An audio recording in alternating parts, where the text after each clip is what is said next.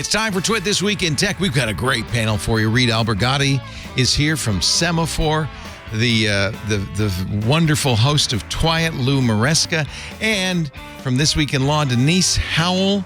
Lots to talk about. There's cake in the break room. The Microsoft Activision deal is done. The EU goes after disinformation. Turns out it's not illegal in the U.S. And when it comes to AI, the hard things are easy and the easy things are hard. We'll explain next on TWiT. Podcasts you love. From people you trust. This is TWiT.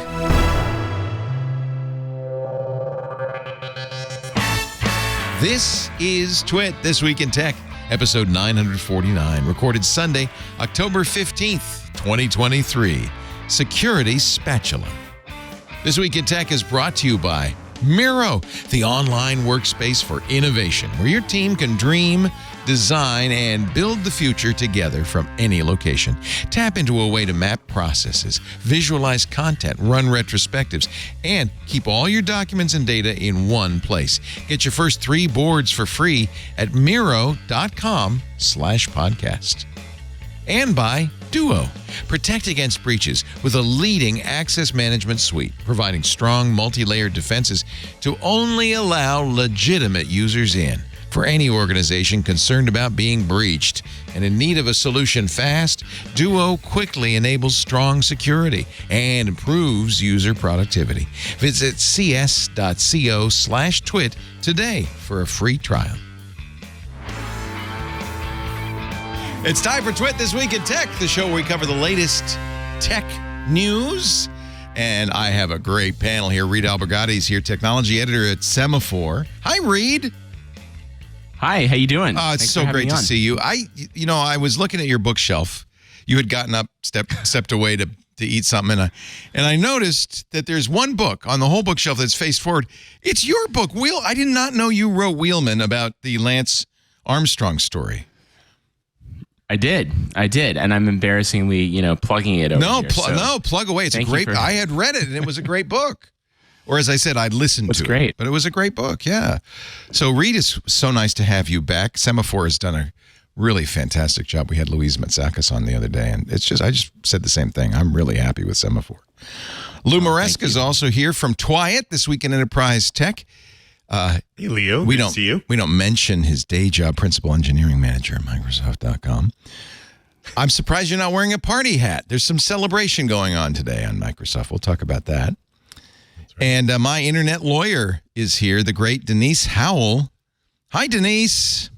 Hi, Leo. It's so good to be here. So nice to have you. Denise's new podcast is out at hearsayculture.com. Actually, 2. You weren't satisfied with just one. Uneven Distribution and R&D with D&D.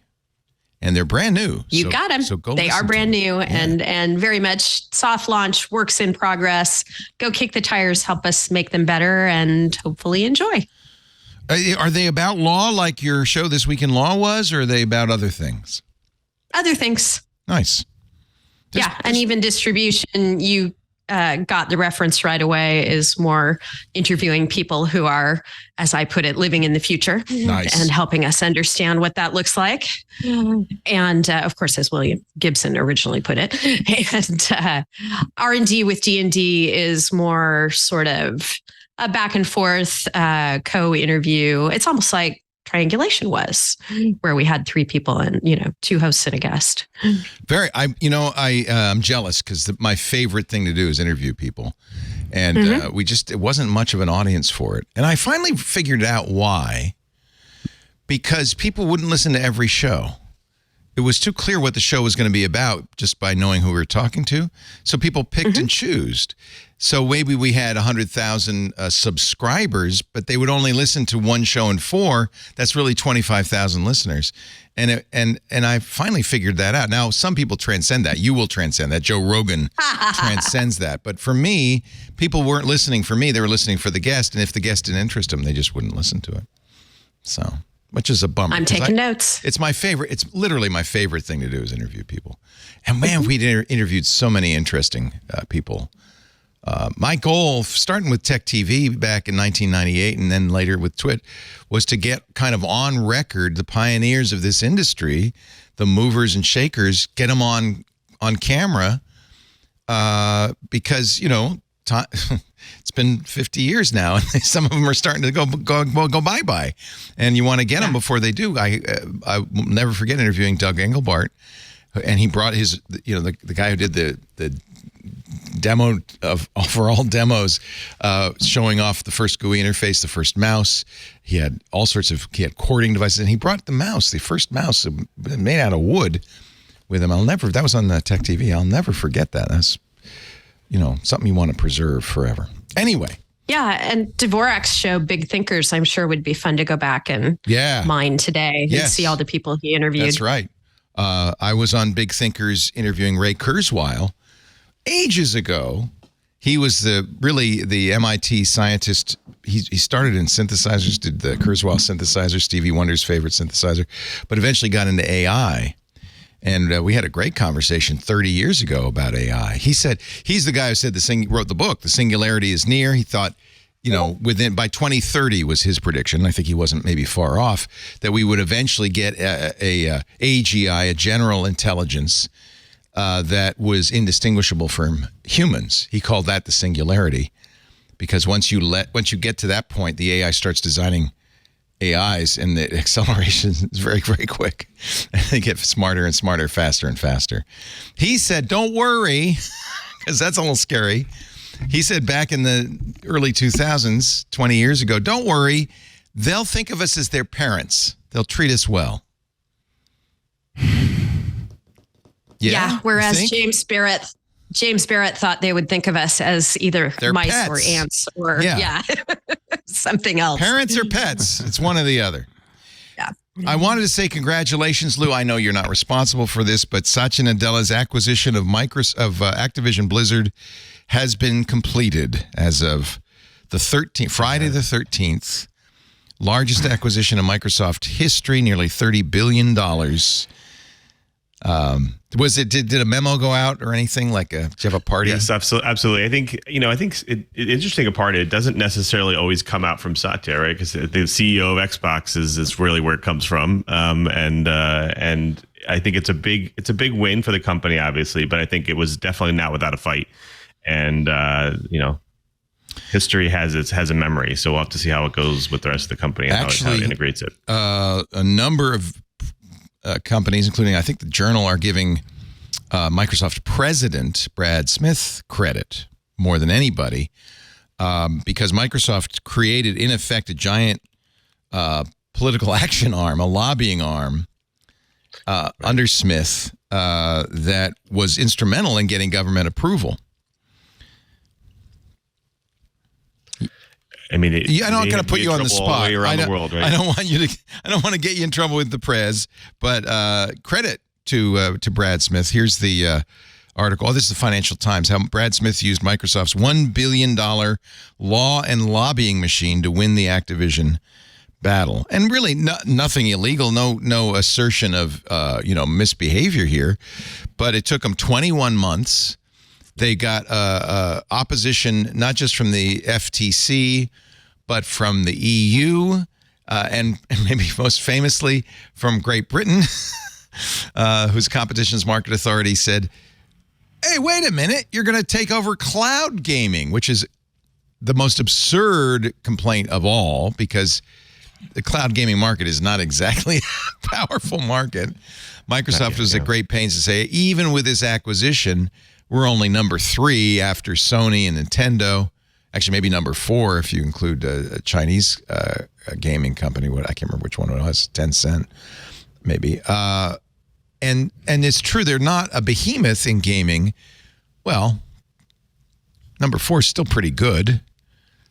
My concern, and I always had this concern, I'm curious what Reed and Denise think. I won't put you on the spot because I know this is the company you work for.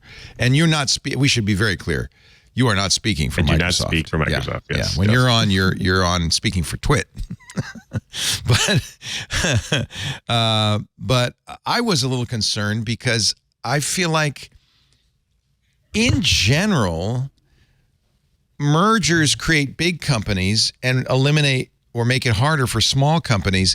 And even in an industry that's as kind of irrelevant as gaming, I don't know if it's a good thing to have one company be so powerful. Sony is, of course, the most powerful, maybe Nintendo. But still, Microsoft, with this acquisition, gets a lot of titles, not just Call of Duty, but a lot of big titles, Overwatch and World of Warcraft. Reed, is this, do you share my concern, or is it like, well, it's just gaming? I would think of it sort of more from like a consumer standpoint. Like, what is it going to mean for consumers? And I think that was sort of, a big part of the discussion was exclusivity deals, and whether Call of Duty would be on, would just be exclusive to Xbox after this deal. They sort of, quelled those concerns.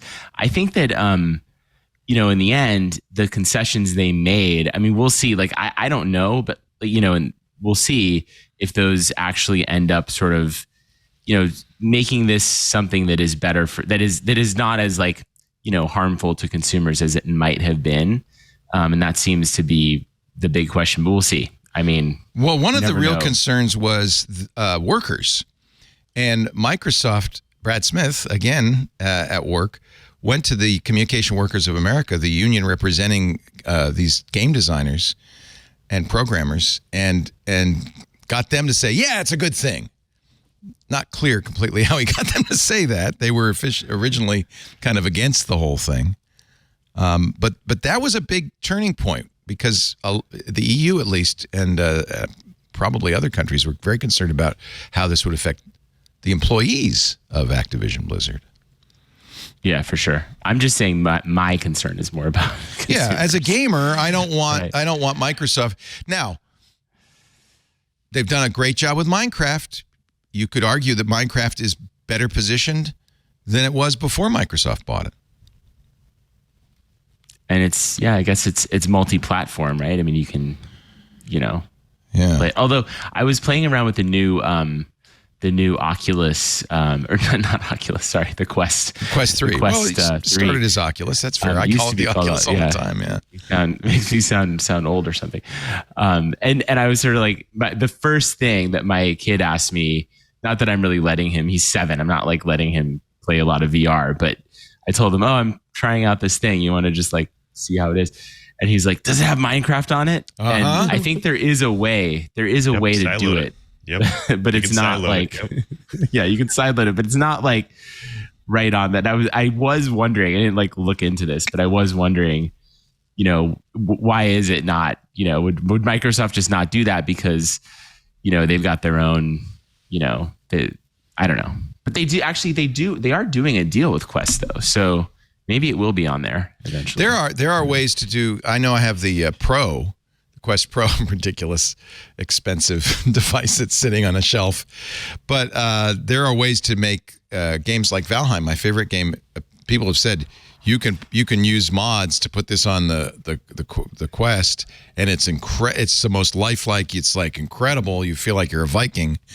And I'm probably with Minecraft to be really fun too. Valheim is like Minecraft for grown-ups.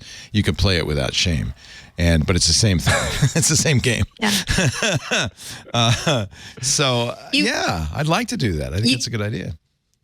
You floated a notion a moment ago, it's just gaming. I think, as we talk about this, it's clear it's not just gaming. It's immersive experiences and how they're going to develop over time, and how they're going to move into other arenas as well. So I do think it's an important sector to keep an eye on. But antitrust scrutiny is not, a pin in a map. It's more fluid than that. I'm sure that, there will be questions that arise down the road as well. Absolutely. In fact, the FTC has said, we're not done. Just because the acquisition happened doesn't mean we're throwing in the towel.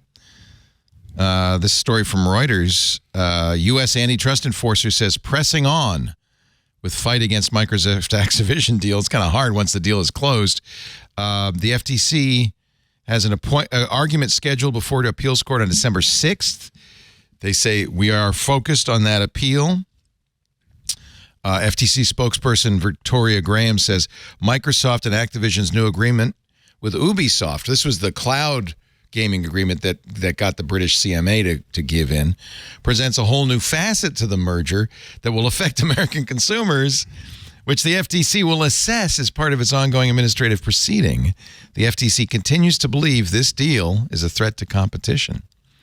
So maybe what they did for the Brits didn't sit so well with the Yanks. I think the FTC's view on this antitrust stuff, and they're doing it with AI now too. They sort of they make a lot of noise, and they think that will sort of put companies on notice, and I guess lead to better behavior. But I don't know if that's going to work because they keep losing in court, and so if you don't have the threat of like, hey, we might actually, we could win in court, then I don't know if the saber rattling really has the intended effect. And it might. But it's funny that the CMA agreement that they made with Ubisoft is actually pissing off the Americans. This is the press release from Microsoft about the Communication Workers of America, CWA. Microsoft said that 60 days after the acquisition, so that'd be 60 days from Friday, there will be a new agreement with the CWA that in effect will support the workers' rights to unionize at the company. So I think that's, you could say, well, they made a deal with the CWA, but that's the right deal, right? We're going to protect our workers. Those are the kinds of deals Brad Smith and Microsoft made across the board to reassure regulators. It just shows how much Satya Nadella wanted this. And I say, okay, maybe you'll correct me, Lou. It's not Satya, it's Brad, and it's others, but Bill, whoever, right? Yeah, Bill wanted this. Yeah. But I think and it's far from Microsoft's first antitrust rodeo. No, right. That's right. They know how to do this. But I think I've seen articles. This Nadella, since he took over at Microsoft, which is what 7-8 years ago now, has been on a acquisition. I don't want to say rampage, shopping spree. How about that? He's really and in every case, it's brought them strength in another area that has really helped Microsoft grow. And in fact, if you look at their stock, if you use their stock prices as a way of judging that, it has absolutely impacted the stock price for the good. So some credit, I think, also to Satya Nadella. I know that it's not his acquisition, et cetera, but he is really spearheading a new Microsoft. Can we say that? Yeah, I think in multiple fronts, he's been changing lots of things. Obviously, company culture, how we deal with acquisitions when they come into the company. Like, I think, there are lots of culture changes internally have definitely shifted us in the right direction. You've seen that. Yeah, absolutely. Yeah. Is LinkedIn a good example of that, do you think? I mean, LinkedIn, absolutely. I mean, the nice thing about LinkedIn is we got a lot of talented people that came with LinkedIn as well. And so even our CTO came from LinkedIn. And so, I mean, he's part of the OpenAI deal, and he's been kind of driving things. And so I think we got a lot of good things that came with LinkedIn. Since 2014, Satya Nadella has made a deal, besides the $69 billion deal, has made deals worth $170 billion, 326 deals since he took over. Now it's 9 years. GitHub, LinkedIn, ZeniMax, another gaming company. Maybe we forgot the second biggest acquisition, I think, was Nuance, where a huge acquisition. Nuance had been it's kind of a bigger fish eating a little, and going all the way up to the biggest fish, because Nuance had been acquiring all the text-to-speech, or rather speech-to-text companies all around the world, and then they just got eaten up by Microsoft. Of course, Minecraft, Mojang Studios. So that's 326 deals in 9 years. That's a lot of deals. I thought it was interesting that Reed's kid asked about Minecraft and not Roblox. He's not no interest. Coupled with the fact, no interest in Roblox. Interesting. No. Coupled with the fact that my nearly 20-year-old texted back and forth with me this week to get his login credentials for his Mojang account so he could go back in and play Minecraft. Minecraft has some real staying power. Did he play Roblox when he was younger? No, he missed that one. Yeah. He's too old for that. I don't know if Roblox is the next big thing or not. There was a Roblox story this week. I'm trying to remember what they're doing. They've moved to another platform, or golly. I mean, the biggest thing with Roblox is all the mini games, and I think Minecraft. My kids play both. I have 5 kids. All of them play both of them, and I would say they go back and forth. But now Minecraft has the mini games, so they're just kind of like evolving the platform. Yeah. On the acquisition front too, Microsoft is a really interesting company when it comes. Like, you didn't even mention Nokia, which led to the whole. That was before Satya Nadella. Satya did not like that deal, I think. Really, but I think it's super interesting because it led to the HoloLens, right? It was the Nokia optics team that ended up doing the HoloLens, and that was that's interesting. I don't know. It's just interesting how, and you mentioned Kevin Scott, with LinkedIn. Like, it's interesting how these deals have kind of these knock-on effects with Microsoft that, and you could think of OpenAI as kind of an acquisition too, right? I mean, almost half the company. So. Nokia was a Ballmer acquisition, and in Nadella's book, Hit Refresh, this is from Paul Thurrott's blog, Nadella says he advised his predecessor, Ballmer, not to purchase Nokia. And of course, not too many years later, wrote off the entire $7.5 billion acquisition and got out of the smartphone market. In a way, I have to give Ballmer credit, because had Microsoft succeeded in smartphones, it would be arguably in a better position now. Apple has this huge advantage with the iPhone, and it can create an ecosystem in a way that Microsoft kind of can't. They have PhoneLink that works with Android devices, but it's not quite the same. And I think they wish, in some ways, I think they wish they had a platform. They killed Duo, which was they said this is not a phone, but it was a phone. It was an Android 2-screen. Remember that 2-screen device that they have silently just let go after 2 versions of it. And yet I think that Microsoft, you can say something about that, Lou, not speaking for Microsoft, but wouldn't it be nice to have a mobile platform? And for you as consumers, we would love to have Windows phones. People are still very sad, both internally and externally, because of the Windows Phone platform disappearing. And I can tell you, there's lots of other devices that never came out either. I mean, we had the Microsoft Neo, which I could probably talk about it now. I got to play with that device. It's a bigger version of it. Yes. And I would tell you that I felt like that could have been a serious game changer. Now you have Lenovo and other companies coming out with these 2-screen devices, but at the time it was an amazing thing. So it's kind of sad. The Surface Neo, and this is not talking out of school, because Microsoft showed it. Right. About 4 years ago, but they never made it. It was going to run Windows 10X, right? And it had an amazing touchscreen. Both screens were touchscreen. The keyboard was built in, and then they had this device that you could actually slide the keyboard on, hover much like the Lenovo. That's what the Lenovo does. Exactly. Yeah. Lenovo I think they copied the design. So we did get it after all, just not from Microsoft. I miss the Microsoft Store. I thought those were really cool stores. The retail stores. Yeah.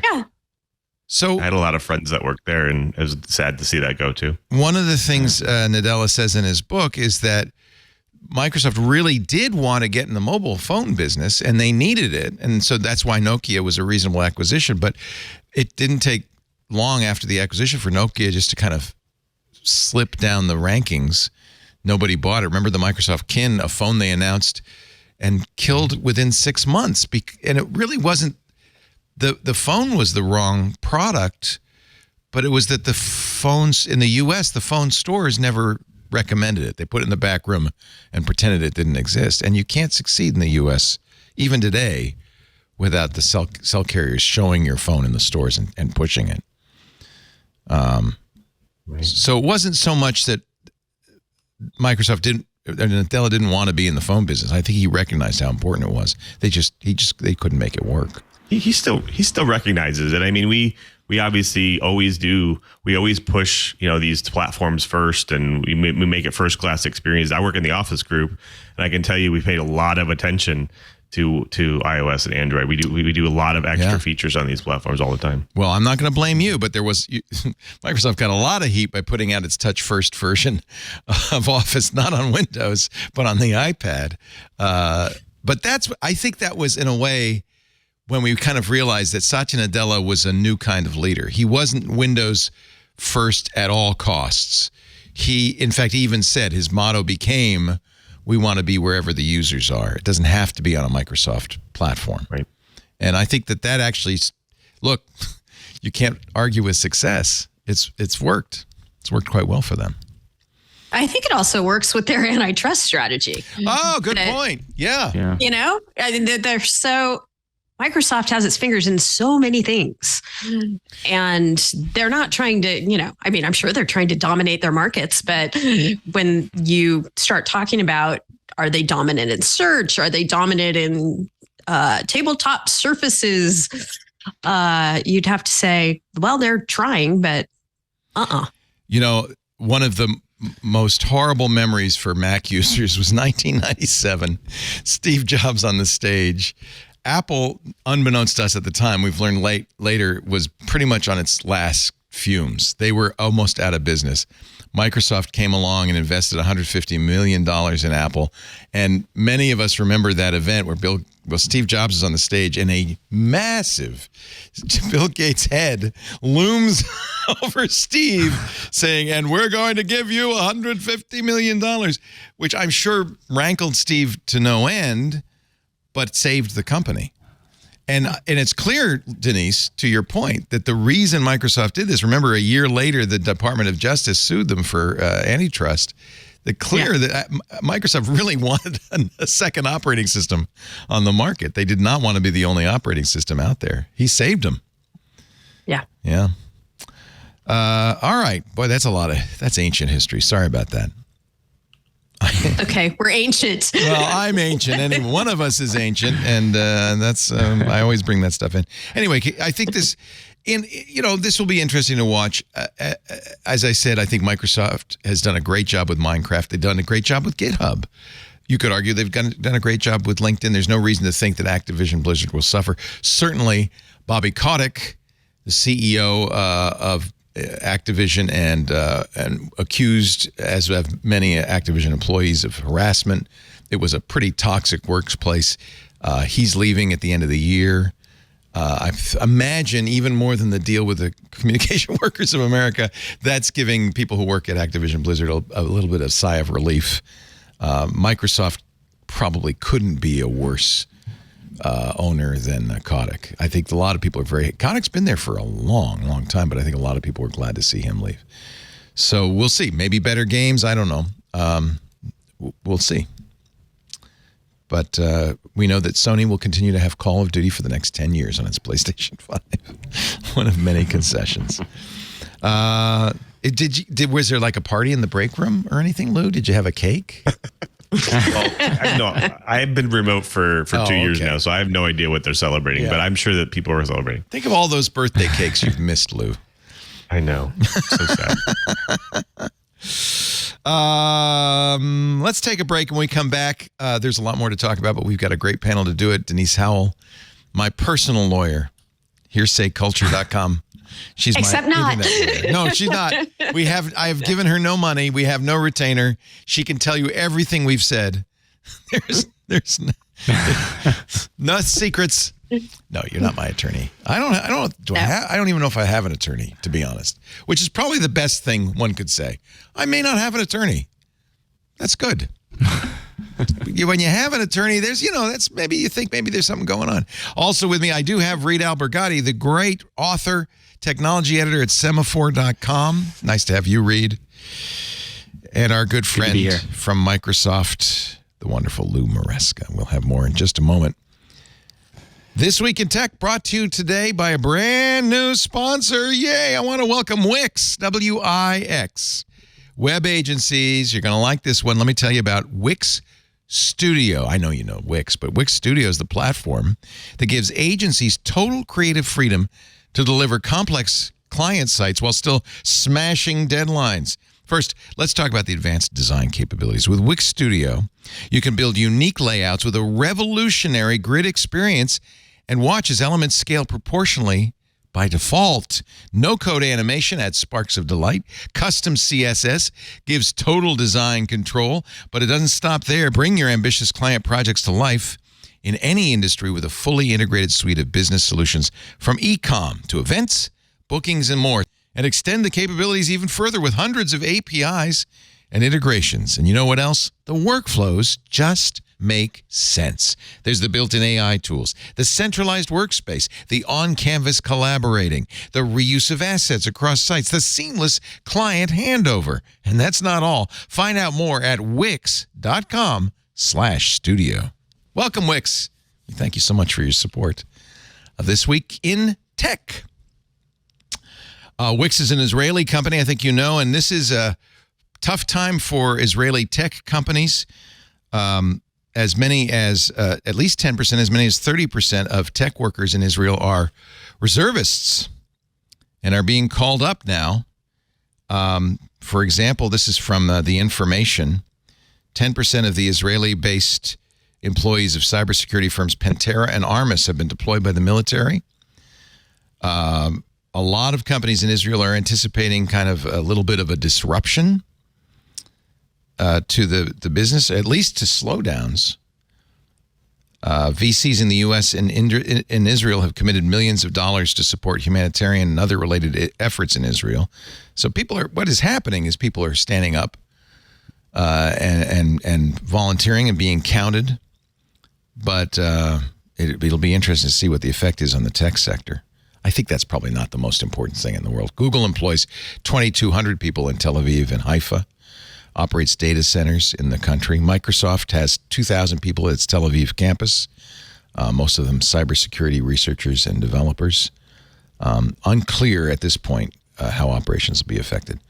But our thoughts and our prayers go out to everybody involved in the conflict. It's a very scary time right now in that region. Yeah, I'm in Southern California, and we see a lot on our local news of people basically shipping out, Israeli nationals living here and going back to serve. 360,000 reservists called up.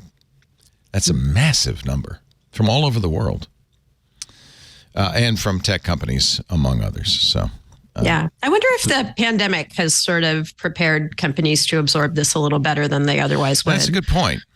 That's an excellent point. Yeah.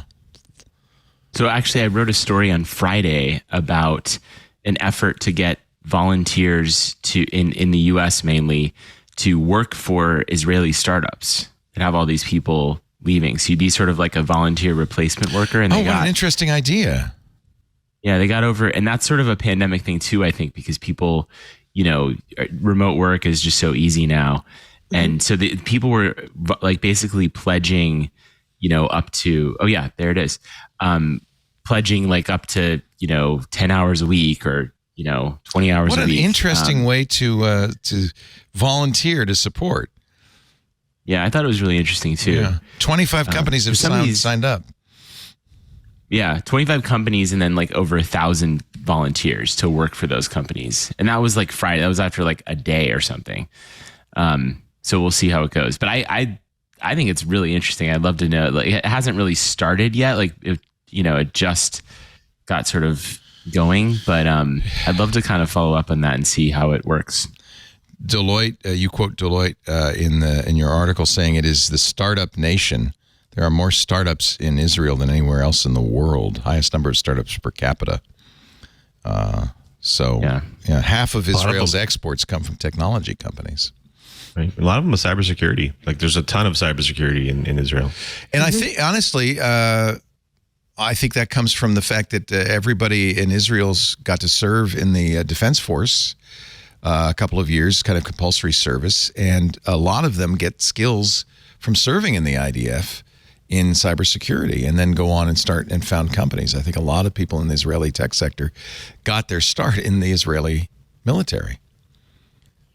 Yeah, it's actually good. It's a good argument for compulsory service, actually, which I've often thought would be a good idea instead of drafting the poorest, least able to support themselves people into the armed forces through a volunteer army. Make everybody serve. Anyway, that's what they do in Israel, and I think probably one of the things they have to do in a very difficult region. We have a number of listeners in Israel. Some of them in our club, some of them in our IRC. Stay safe, please, and take care of yourself. It's very difficult. One of our listeners in the club says she's been waking up to sirens every day. Must be hard to sleep. All right, move on. Something else. Let's talk about, Elon Musk. Here's a nice story from Wired. I don't know if I can say the headline on the air. Elon Musk is posting his way through the Israeli-Hamas war. The EU has gotten mad at Twitter because with very small trust and safety team, a lot of disinformation has been going through Twitter. In fact, that's been, as far as I can tell, the source for disinformation on what's happening in the war. And unfortunately, its owner, I wanted to say CEO, he's passed that along, but this owner is one of the sources of disinformation. This is from Wired. This was on the 10th, so this is a few days ago. Instead of tackling the dangerous disinformation problem on his platform, Musk instead spent Tuesday night into Wednesday morning continuing to spread disinformation about the conflict, conversing with a well-known QAnon promoter, boosting anti-Muslim conspiracy theories, and laughing at a video detailing how transphobic content on X can get you new followers. He's like your worst relative, your grandpa, right? With his bad jokes and his inappropriate sharing and resharing of content.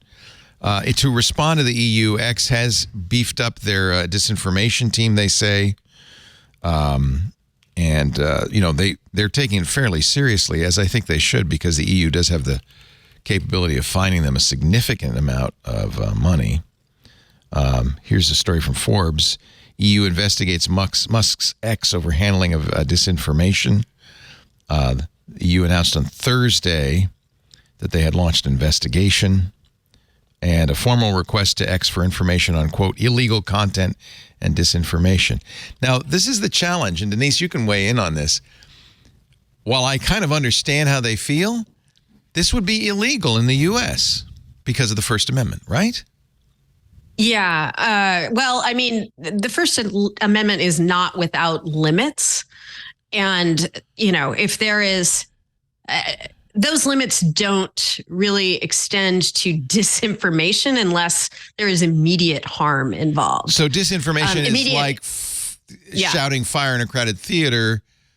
I know that's no longer the litmus test, but that's what we used to say was illegal. I mean, if we're not talking about, an imminent threat, a physical threat. So sharing, for instance, a game video from a game and saying this is bombs falling on Israel, that's not illegal, and the government cannot step in and say that's disinformation in the U.S. The EU can. They don't have a First Amendment. That's right. And I mean, platforms can and definitely, traditionally have evolved to try and police the quality of information. Well, you can argue again back to ancient history. You can argue that there's a good market-based reason to keep disinformation off your system, right?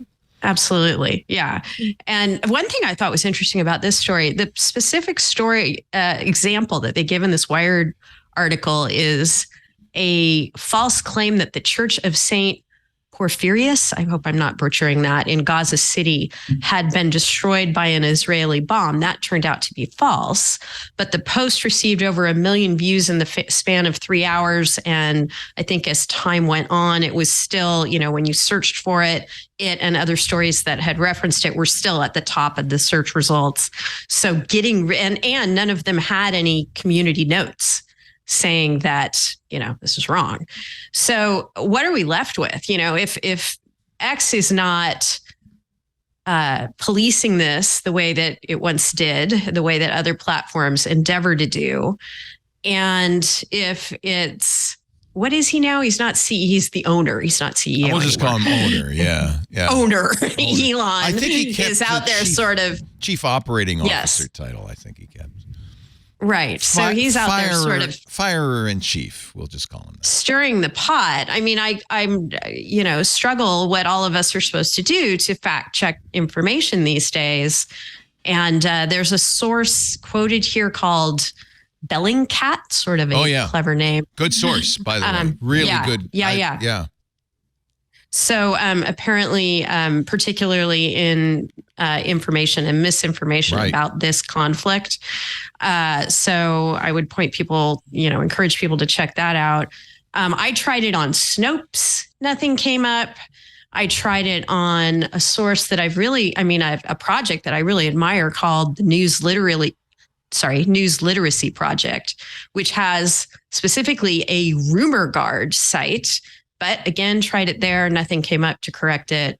So, we're sort of at sea trying to fact check things these days. Yeah, Bellingcat says misinformation has been spreading rapidly ever since Hamas launched an attack on Israel October 7th. At least 1,000 people were killed, blah, blah, blah.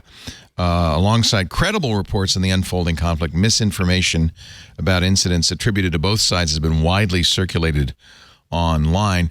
We should point out the EU is not just looking at X. TikTok has also been asked for clarification from the EU.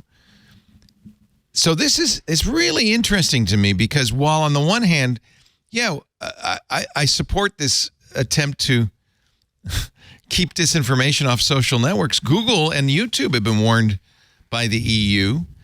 I think that's a noble cause, but it is not. Look how much trouble our government got in during COVID, and the courts have ruled against it for trying to get Twitter to take down COVID misinformation. Supreme Court said, no, you can't do that. That's you can't tell a private company to take that stuff down. I have to say, a lot of research has been coming out lately that kind of shows the impact of the disinformation and that it's not actually quite as, it doesn't really sway elections. True. It's not. I hope that's true. I tend to think it is, and it makes logical sense, right? That if you're, the disinformation is really meant for people who kind of are part of one, political tribe or whatever, and they are looking for stuff to kind of support their worldview. And that's who, it's not conscientious people who are trying to get good information. So it doesn't ultimately have like a huge net impact, I think. And I think sometimes the backlash to it or the attempt to silence it, like you sort of alluded to with, the COVID disinformation or misinformation, I think that actually might have done more harm than good because all these people who are like anti-vaxxers are like, look, see, they're trying to cover it up. They're trying to silence it. And it actually fuels the opposition, right? So I don't know if, And they're getting validation in the courts now, where there's a court that's come out and said, the government overstepped here. And that's working its way up the appellate review chain. Yeah.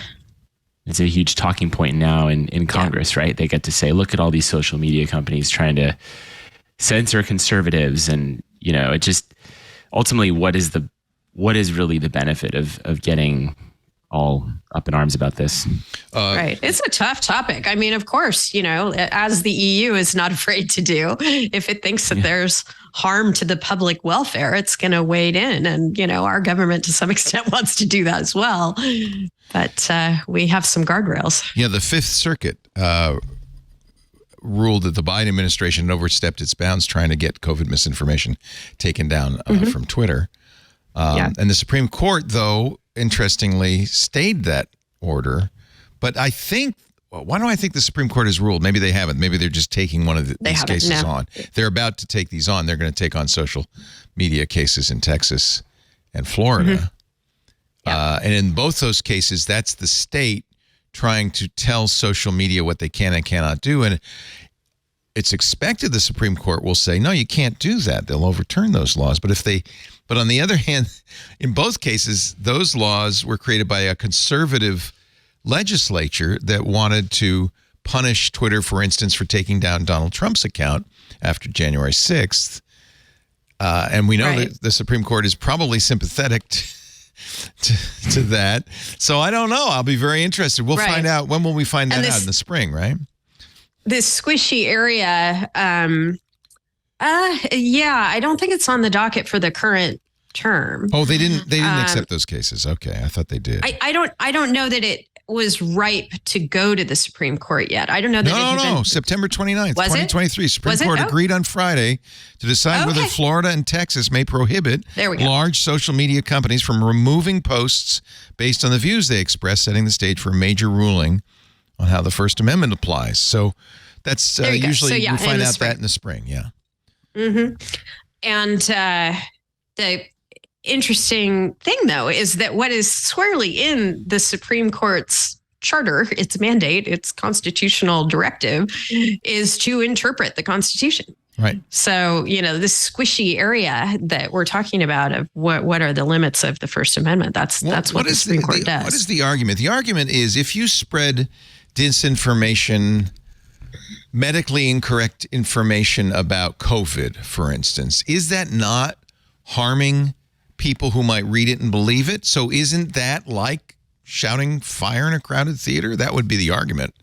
And certainly that's how the administration felt. Is, by the way, it wasn't just COVID. It was also election disinformation.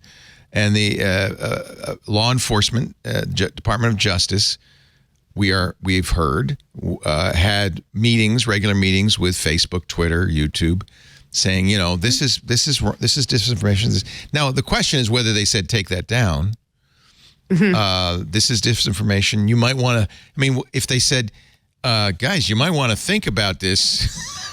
Maybe you should take it down. That's not illegal. That's probably a reasonable thing. We know what the facts are, and these aren't the facts. Just letting you know. Right. And the Fifth Circuit thought it was coercion, that it went beyond, if the president comes to you and says, hey, I'm not going to tell you what to do, but that's wrong. You might think of that as a little bit of pressure. Yeah, really exactly. So I think it will be a really interesting question before the Supreme Court. Of course, that public health is a very strong interest of the government, and make it non-political. Make it be about COVID, not disinformation, and then it's maybe a little clearer. I don't know. I don't know how this one's going to come out. I think this one's a crapshoot. I really think that's not the government's role to go around telling these social media companies what to do and not to do. It's just they have, there are public health agencies. They can get the word out. They can pass information on to journalists who then write articles and post it. And there are ways to combat disinformation other than, let's sit down and have a meeting with, these executives and tell them what to do, on their own platforms. It's just, and to be clear, it's not, the Florida and Texas laws are specific, saying to social media, you may not take down this politician because they're running for office. You cannot. And that is very clearly a violation of the First Amendment. I think all of that is bad. I'm kind of with you, Reed. So what about the EU? The EU doesn't have a First Amendment. They are not acting unlawfully. They are saying, hey, TikTok, YouTube, Twitter, you better take this stuff down or we're going to fine you. And I'll fine you a lot of money. And the interesting thing about that is, and privacy laws kind of track this, is, platforms aren't in the business of trying to provide different services in every jurisdiction where they have users. They sort of try and tailor their operations to the highest standard they have to comply with. So if the EU is making them do one thing, they may just decide to do it across the board, regardless of what the First Amendment says or does not say in the United States. It's interesting. The First Amendment protects them against the U.S. government. It doesn't protect them against the EU. Mm-hmm. Right? No, not at all. I'm just saying, as a practical matter, are you gonna have a different, complete operational regime in the EU than you are in the US? You're not. So what the EU does, in effect, affects us, even though it wouldn't be legal in the US. Yeah. I agree with you, Reed. Articles like this David Gilbert article in Wired put some pressure on Elon and X, and that's okay. That's appropriate. We have we might have a duty to say, hey, this is terrible. This place is filled with this information. That's very different from the government saying you may not. Yeah, and that is actually, I mean, these articles, that's what gets them to these social media companies to move. I mean, it's not, they were already probably trying to take down COVID disinformation. I was at the Washington Post for most of the pandemic, and we were writing articles every day about all the disinformation on these sites. And as soon as those articles come out, the social media companies jump and they take the stuff down, and they have these huge teams that are, in these war rooms that are doing it. And that, I don't even think, it's hard to imagine that the meetings with government officials would have even really had more than a marginal impact on their actual behavior. Yeah, and the reason is these articles are read by advertisers.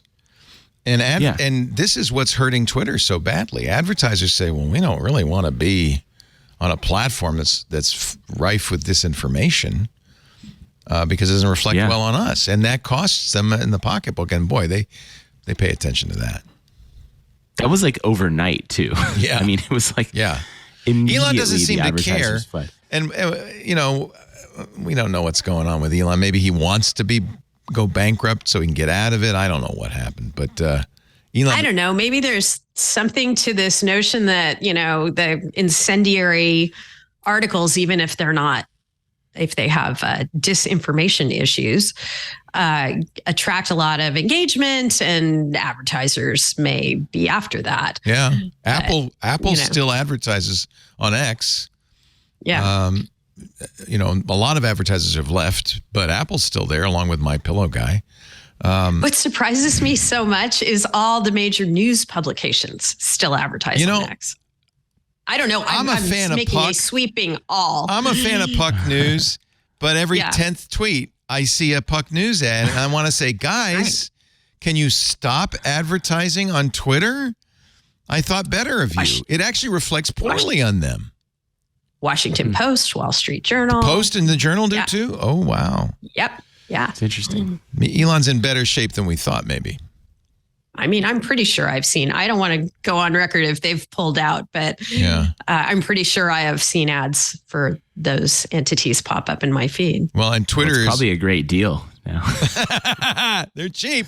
Come on in, everybody. Yeah. Twitter is apparently trying out a new ad format that doesn't, in fact, announce that it's an ad.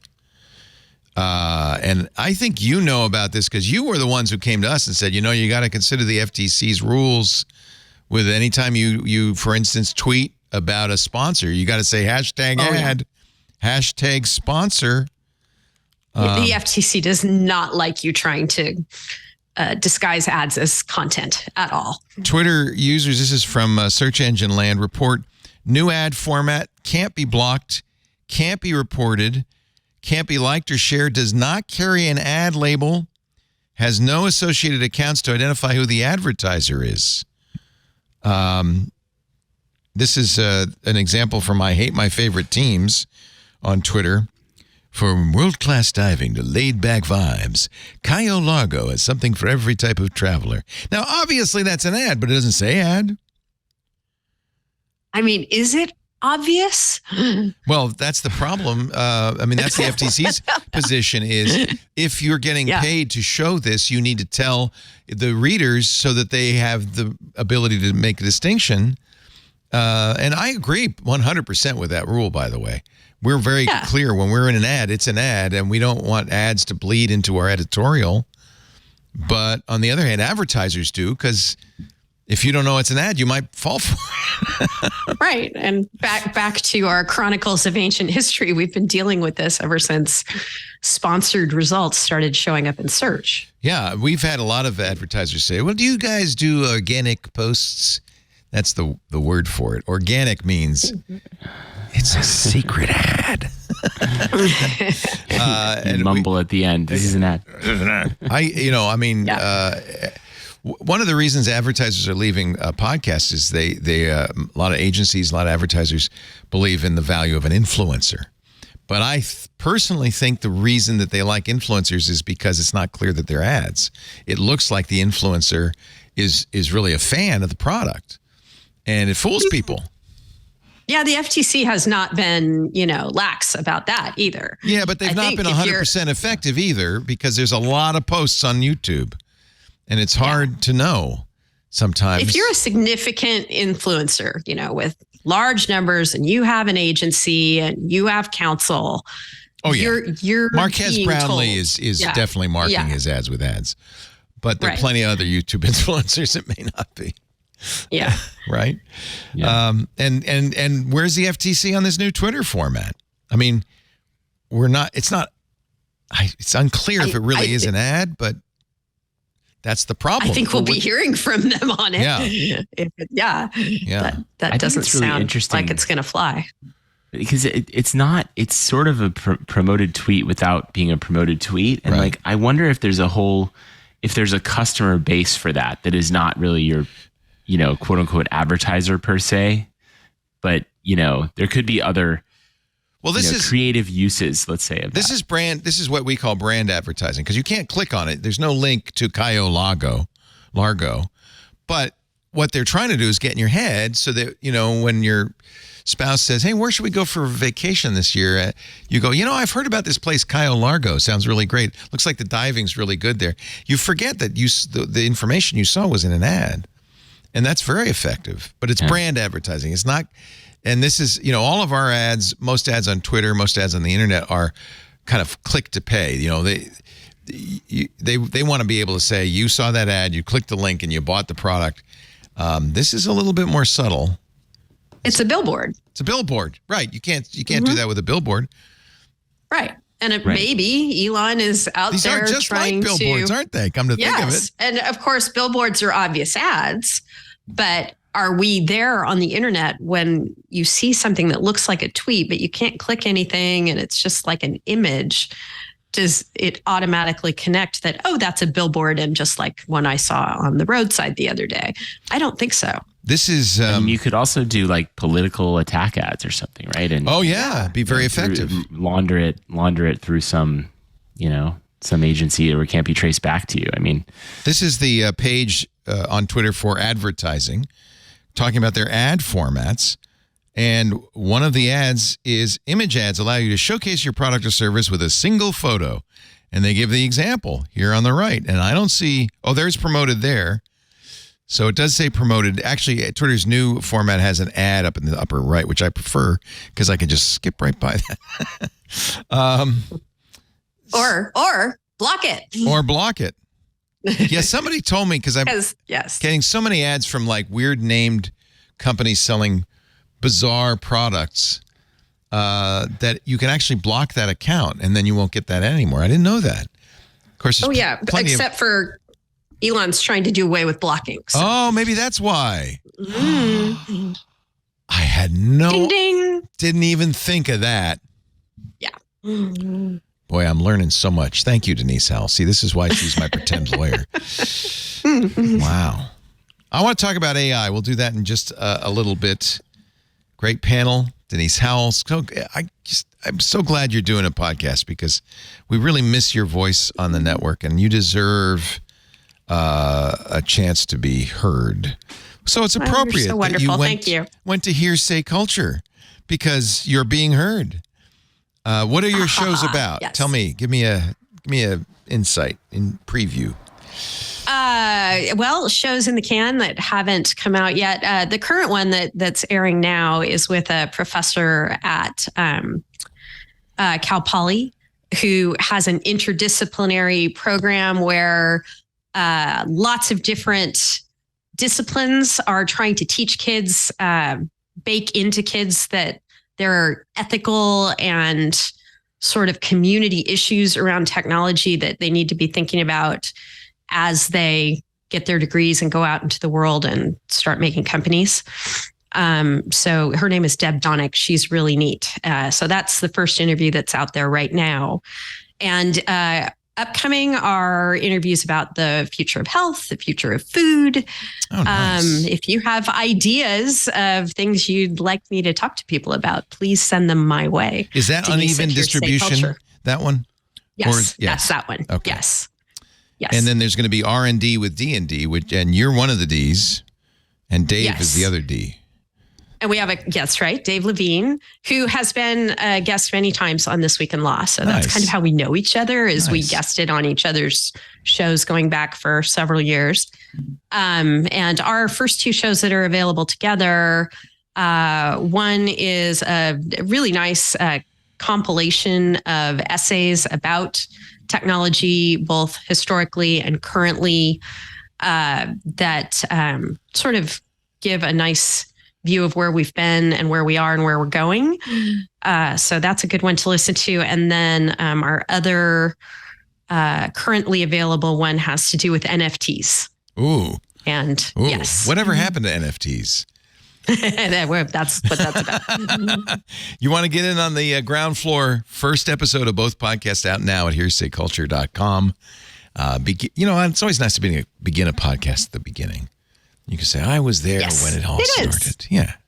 Thank you for that. And definitely, I mean, we can use the help and the feedback. So please bring it on. Also here, Reed Albergotti from Semaphore. What a great publication you've got. And you do the technology newsletter too, right?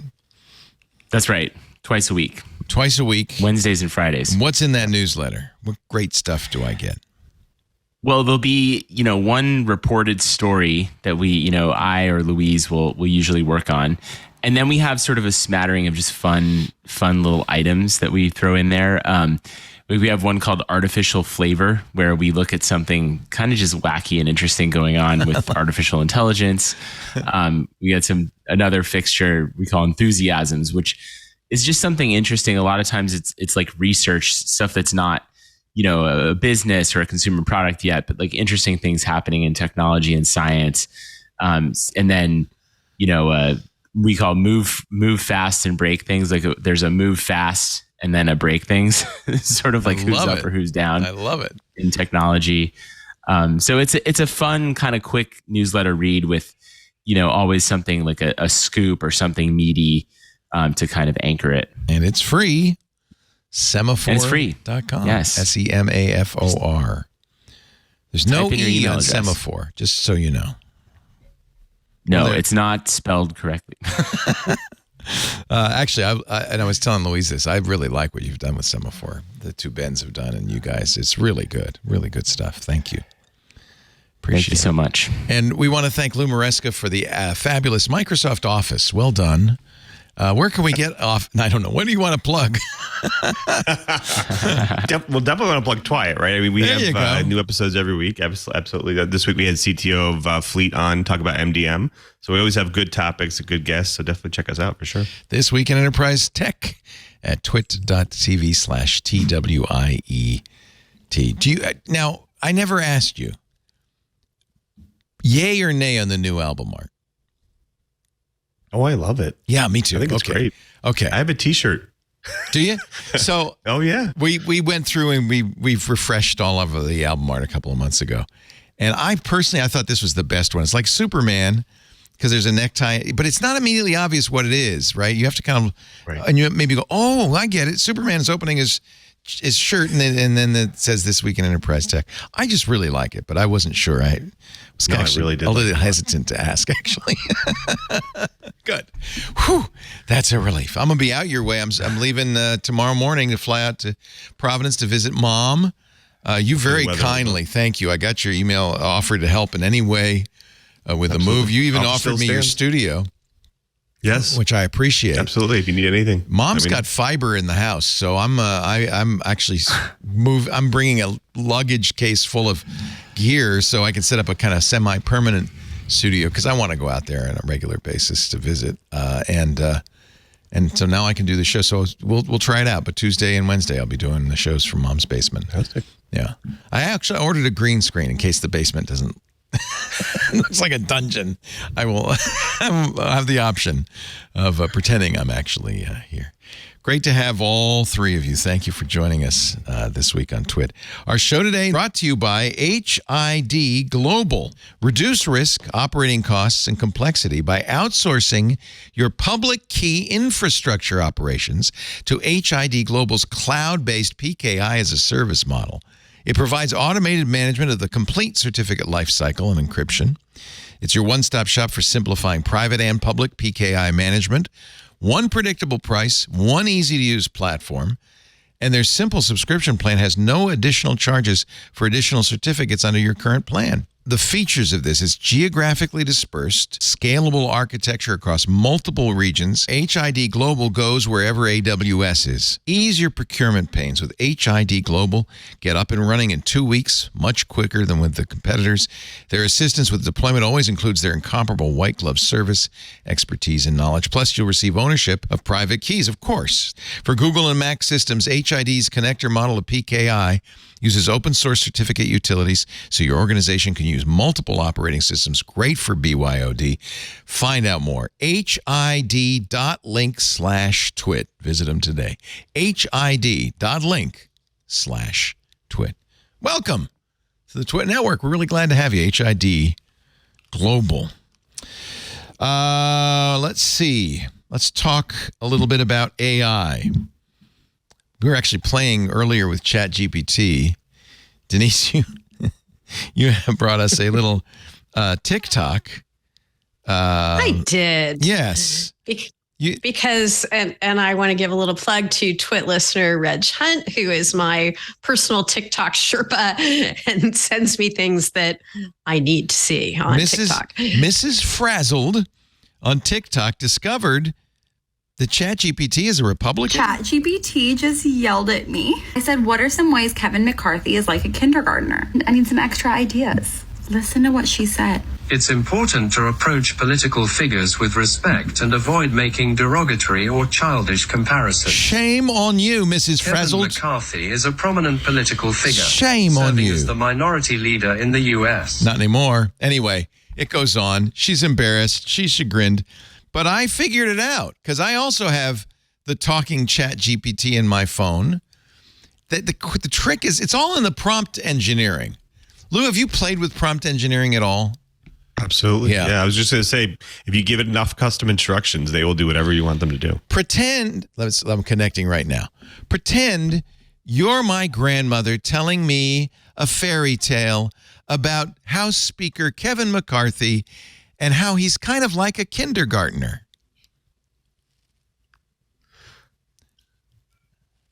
She's thinking. All right, dear.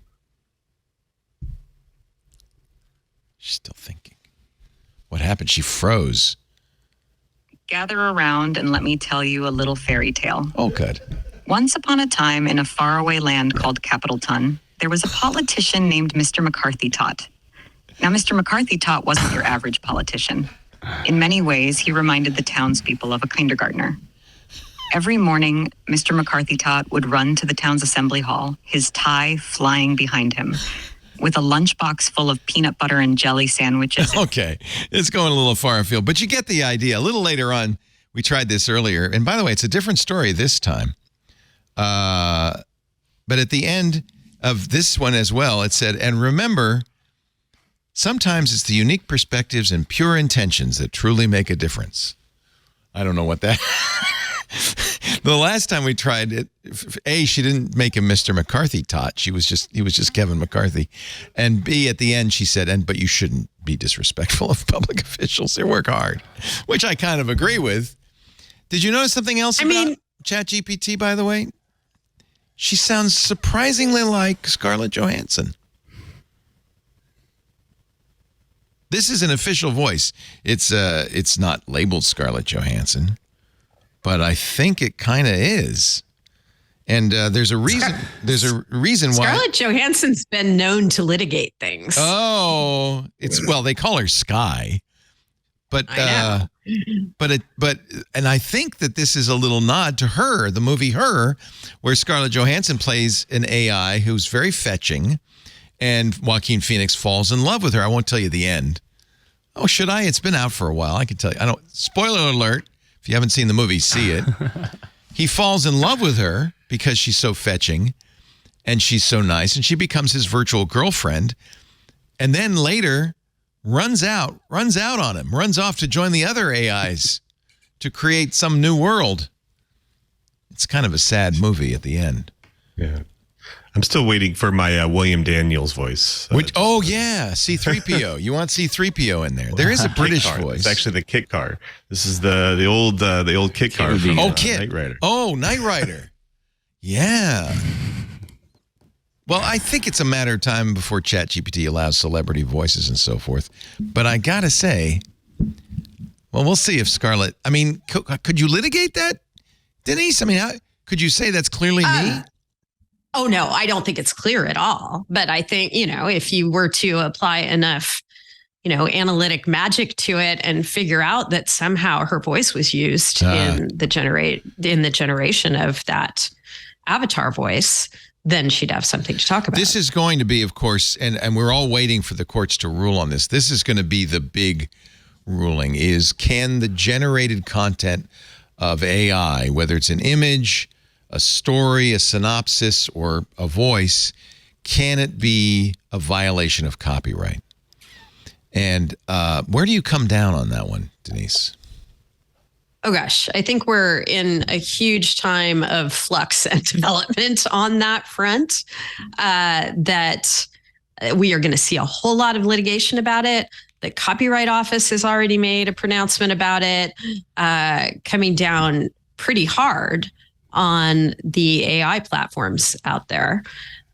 So that is definitely a stay tuned. I think there's a lot to talk about there, and that copyright law was not written. Our current Copyright Act from 1996 was not written with this in mind. And I think it's fair use. See how things shake out. I think if I did it, for instance, if I read Sarah Silverman's book and then gave you a synopsis that included passages of it, it would be considered fair use. I think a synopsis is one thing. Well, but that's what ChatGPT is doing. You could say, "Tell me about Sarah Silverman's Confessions of a Bedwetter," and it will tell you. And it may even, a reviewer puts passages from the book in. Is it just because it's a machine doing it that it might be a violation of copyright? I think it has more to do with use of the copyrighted material in creating the actual functionality of the machine, right? Because it's not the output we're concerned about, it's how it generates that output. And without using, whole volumes of Harry Potter, it wouldn't be able to do what it does. That Stephen Fry upset because there's a documentary with his voice, a voice which has been synthesized by AI after ingesting all of the Harry Potter books that he read for British Audible. And it sounds just like him. And he says, I didn't authorize that. There are laws protecting likeness, right?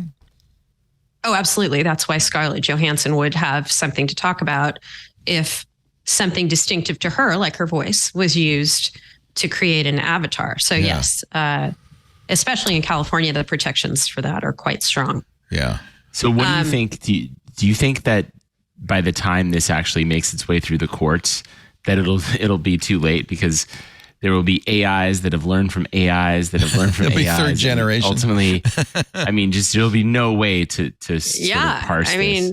Do you think an AI could outthink Congress with enough, iterations and artificial intelligence help? Yeah, probably. This might be a point of interest. Google has now promised that it will be liable if you are sued for copyright using Bard or its other training data. This is the quote: "If you are challenged on copyright grounds, we will assume responsibility for the potential legal risks involved." And they're not alone. There are others that have come out. OpenAI has said the same thing. Yeah, Microsoft has said the same thing. Yeah. Adobe has said the same thing over Firefly. That's probably because these copyright lawsuits, and there are many, including George R.R. Martin, John Grisham, Jodi Picoult, of course, Sarah Silverman, put a chilling, they're worried anyway, that it'll put a chilling effect on the use of AI, right? So, hey, don't worry, to my earlier point, we'll indemnify you. We don't know how this is going to shake out, and different courts are going to find different things, because that's what courts do. And it's going to be very confusing for a while. The other thing that I think is really interesting is, to your point, Leo, of this is nascent technology that is going to be really widely useful in a lot of contexts. And maybe we need to figure out how to make copyright law accommodate it. That's what happened with search. Search does a lot of copying. And search was, search engines were sued for copying. And there was a lot of concern about that. And the law found a way to let search exist. So perhaps we'll see a similar track. Don't know.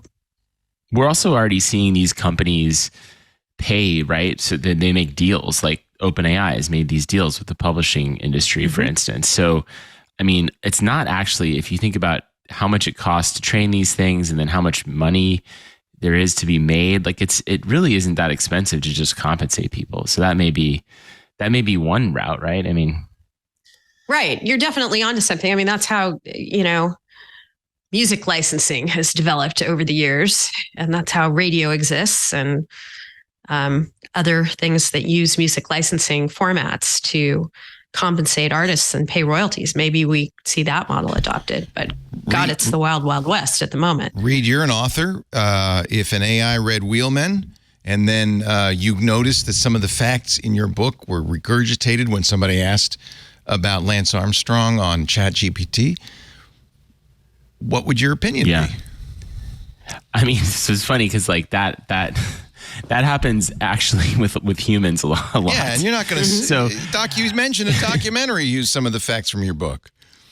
Yeah, I mean, so right, and I actually think it's less likely to happen with an AI, but it's more. I think it's this philosophical question, like, even if the AI is producing content that has nothing to do with any content that I've ever made, it's somehow learned like from my content. So it's profiting off of me. And I think that's the argument that people like Sarah Silverman are making in court. Correct me if I'm wrong.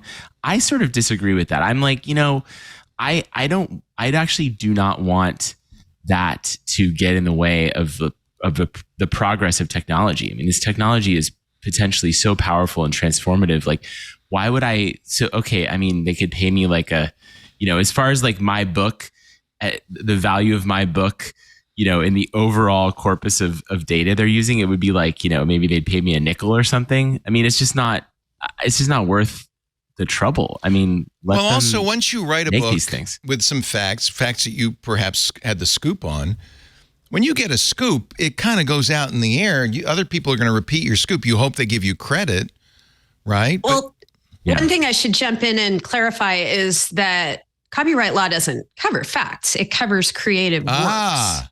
It's the style. Your presentation. Well, it's your verbatim, the work that you have created and cited. So he's not protected. If he has a Lance Armstrong scoop, he's not protected if somebody repeats it. If there's a way, if you can source that, fact elsewhere. Oh, you have. Wait a minute. Do you have to be able to source it elsewhere?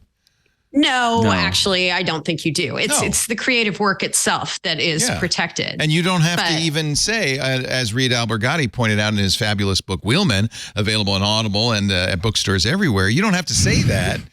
You just have to say, hey, I read, or it is known. This is where we need Jeff Jarvis to jump in and tell us, how does this work in fact, news reporting? Yeah. You're allowed to just make it up from whole cloth. There's no law. There's no law against that, That's right? true too. Yeah. I mean, that's disinformation. It's completely legal.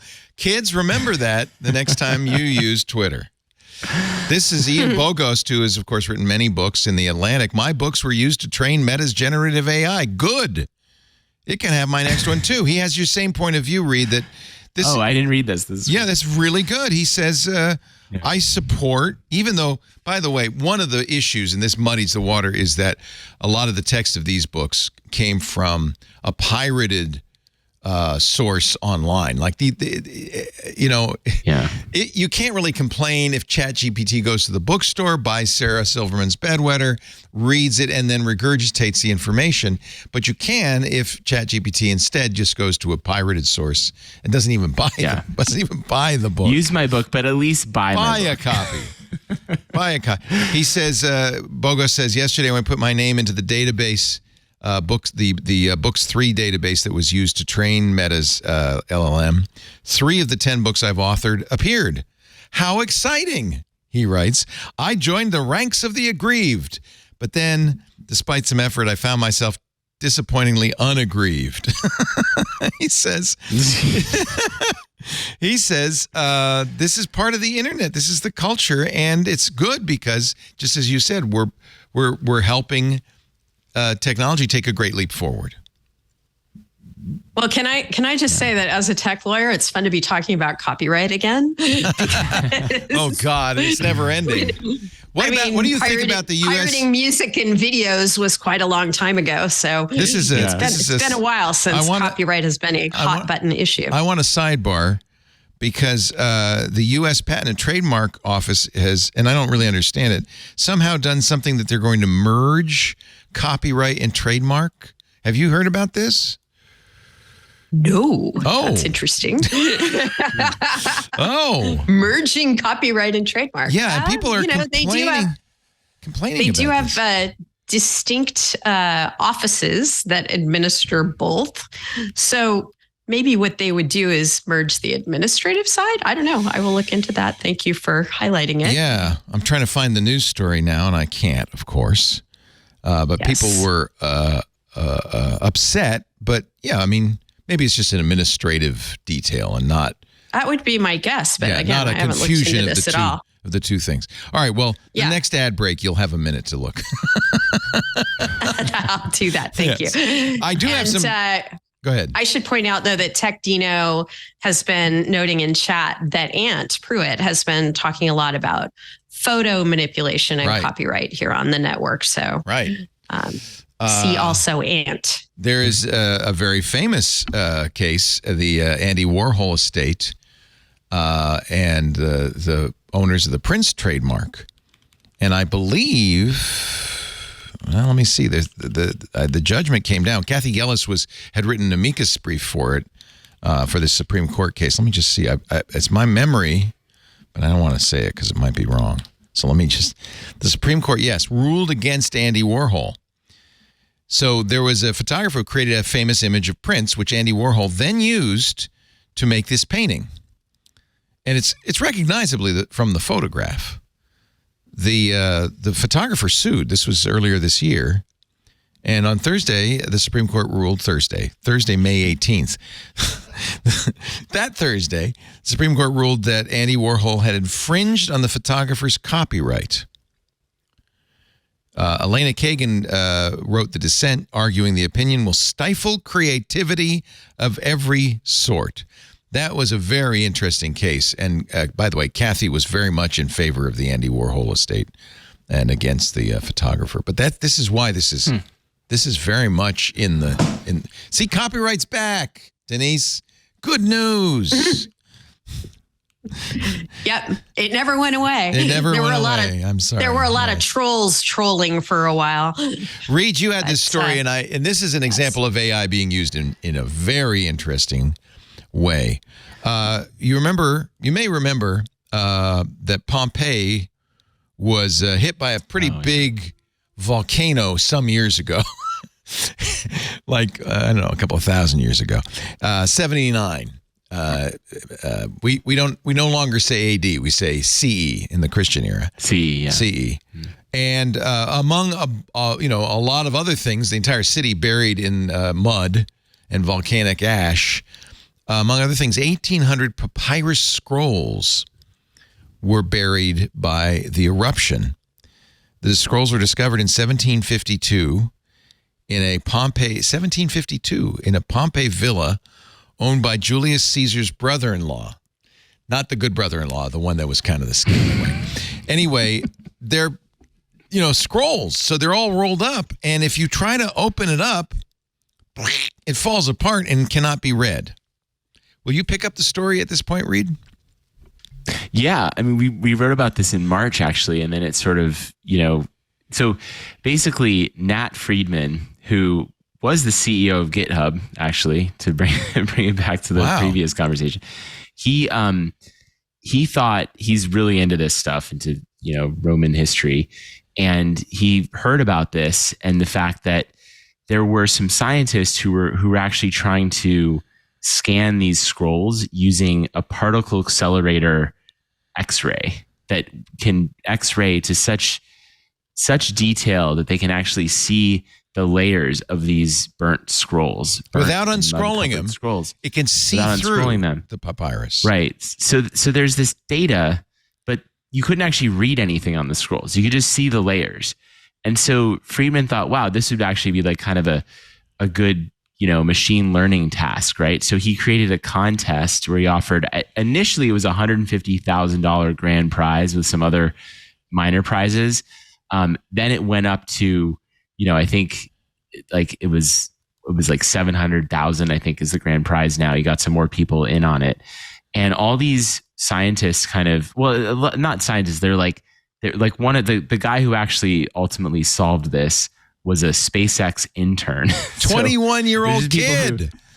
Right. I mean, people who just know a lot about machine learning, right? They go to work on this in their spare time and stay up late trying to solve the problem and win the money. And it kind of was like, it was really cool because there was like one person noticed, they were just looking at these images and noticed this like kind of weird pattern that they called a crackle. And he thought, I wonder if that's actually the ink on the paper.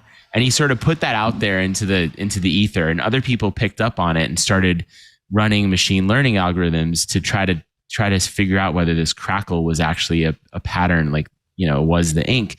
And it turned out it was. And so there were two other people who won these prizes, and they actually were able to read some words. I think the word was like purple or something. And basically they've created a roadmap now to read all of these scrolls, and eventually, presumably, we'll have a massive increase in the amount of these ancient texts, which are things like, it could be like Aristotle, like original, works of Aristotle. And, it's really, which is really interesting because it's been translated and sort of things have been lost in translation over the years. So I thought it was just a really cool story about the power of this technology. And here's what the scrolls looked like. I mean, they really don't look like you could ever read anything from the scroll. I mean, it just looks like a piece of burnt wood. The word that Luke Ferreter won $40,000 for it, discovered was porphyris, which is purple, and it's actually thought this. Far from the works of Aristotle, this is actually probably a bill of some kind for purple cloth. But anyway, it doesn't. It's not. It is. There's 1,800 of them. This is just one. This is just one. And they're really, really long. If they all turn out to be bills, it'll be kind of well. Never mind. Like the world's oldest expense report. Yeah, exactly. And then I bought some purple cloth for my wife and brought it home. The grand prize is $700,000. I guess that will be for reading the whole one, or yeah, I think that's like a whole scroll or something like that. That's pretty amazing. And the tweet is really great. This is Nat Friedman, former GitHub CEO, and his tweet is just two eyeballs with wide open next to Luke Ferreter, the guy who figured out this is porphyris. And by the way, I recognize the Greek pi there, right? There's an eta and also I should correct myself, because the reason we got rid of AD is because it's too religious. So CE does not stand for Christian era. I'm an idiot. It's Common Era. Common Era. I should have known that. That's the secular version of AD. See, Christian era works for me, right? And BCE, before Christian era, see, that works for me, but I guess I've all along misinterpreted it. Congratulations to the brilliant little SpaceX, he's not that little, he's 21, SpaceX intern. I think of him as little Luke Ferreter for figuring this out. He's a computer science student and an intern at SpaceX who did this, I guess, in his spare time. It looks like using a webcam and his smartphone, or what, I don't know what. But anyway, pretty cool. Did you catch the minutia that they think the scrolls were found in the house of Julius Caesar's in-laws? Yes. Yeah, the bad brother-in-law. Not the good one, the bad one. The one, Julius said, can you go down to Pompeii and stay there because your drinking is out of control. I like the when you look at the tweet. Oh, let me. I closed it already. It's one of the responses was, "Gosh, captures have gotten really hard." Yeah, that's true. That's a good point. That's a good. What I love about this, I just love the story because it shows how if you just take the real world, like physical objects, and you find a way to sort of break them down and represent them in code, and then the whole world can kind of just go to town and look at this stuff, just kind of amazing things happen. And I think that that's happening in biology now with, just it's gone way beyond, just DNA. I mean, it's we're looking at like AI and drug discovery and things like that, just getting started. And I think it's just, this kind of illustrates it, but it's just it kind of makes you sort of optimistic for the future. As long as, the machines don't come and kill us, I think it's going to be really cool. Maybe I'm wrong. And if I am, it'll be the, historic blunder. I don't think the machines are dangerous. I think people are giving them way too much credit. I think in some ways it's self-serving for Sam Altman, the CEO of OpenAI, saying, "Oh, the existential threat of AI." It makes it sound like they're better than they really are. And then you ask it, to tell you a fairy tale about Kevin McCarthy, and you realize it's a party trick, except in very specific uses like this. Scanning the Herculaneum documents. There is some value to AI, but once I got ChatGPT talking to me, I just wanted to say, "Shut up!" It's gobbledygook. And you want to tell it how to pronounce kindergarten? Yeah, that's another thing. Kinder. What did it say? Kinder good. Yes. It's the hard thing to explain to people, though, Leo. We have a lot of problems trying to explain to people that these are just the parlor tricks, and what Reed is saying is where the real value comes. Is finding the needle in the haystack. Yes. That AI can do and that machine learning can do. And it really is super powerful once you see these examples. Of course, Microsoft has put AI now. They had a big announcement. They, with Copilot is going to be part of Windows. You're going to have AI in every Microsoft product, including yours, Microsoft Office. Built right in Excel, yeah. And there are some, the trick is to use it properly. I mean, if you're a college kid and you don't want to write that paper and you get AI to write a paper, woe to you, because it's going to be a mediocre paper. It'll sound good as long as you don't make it say kindergarten, but it won't be insightful because it doesn't know what it's saying. It's just stringing words together.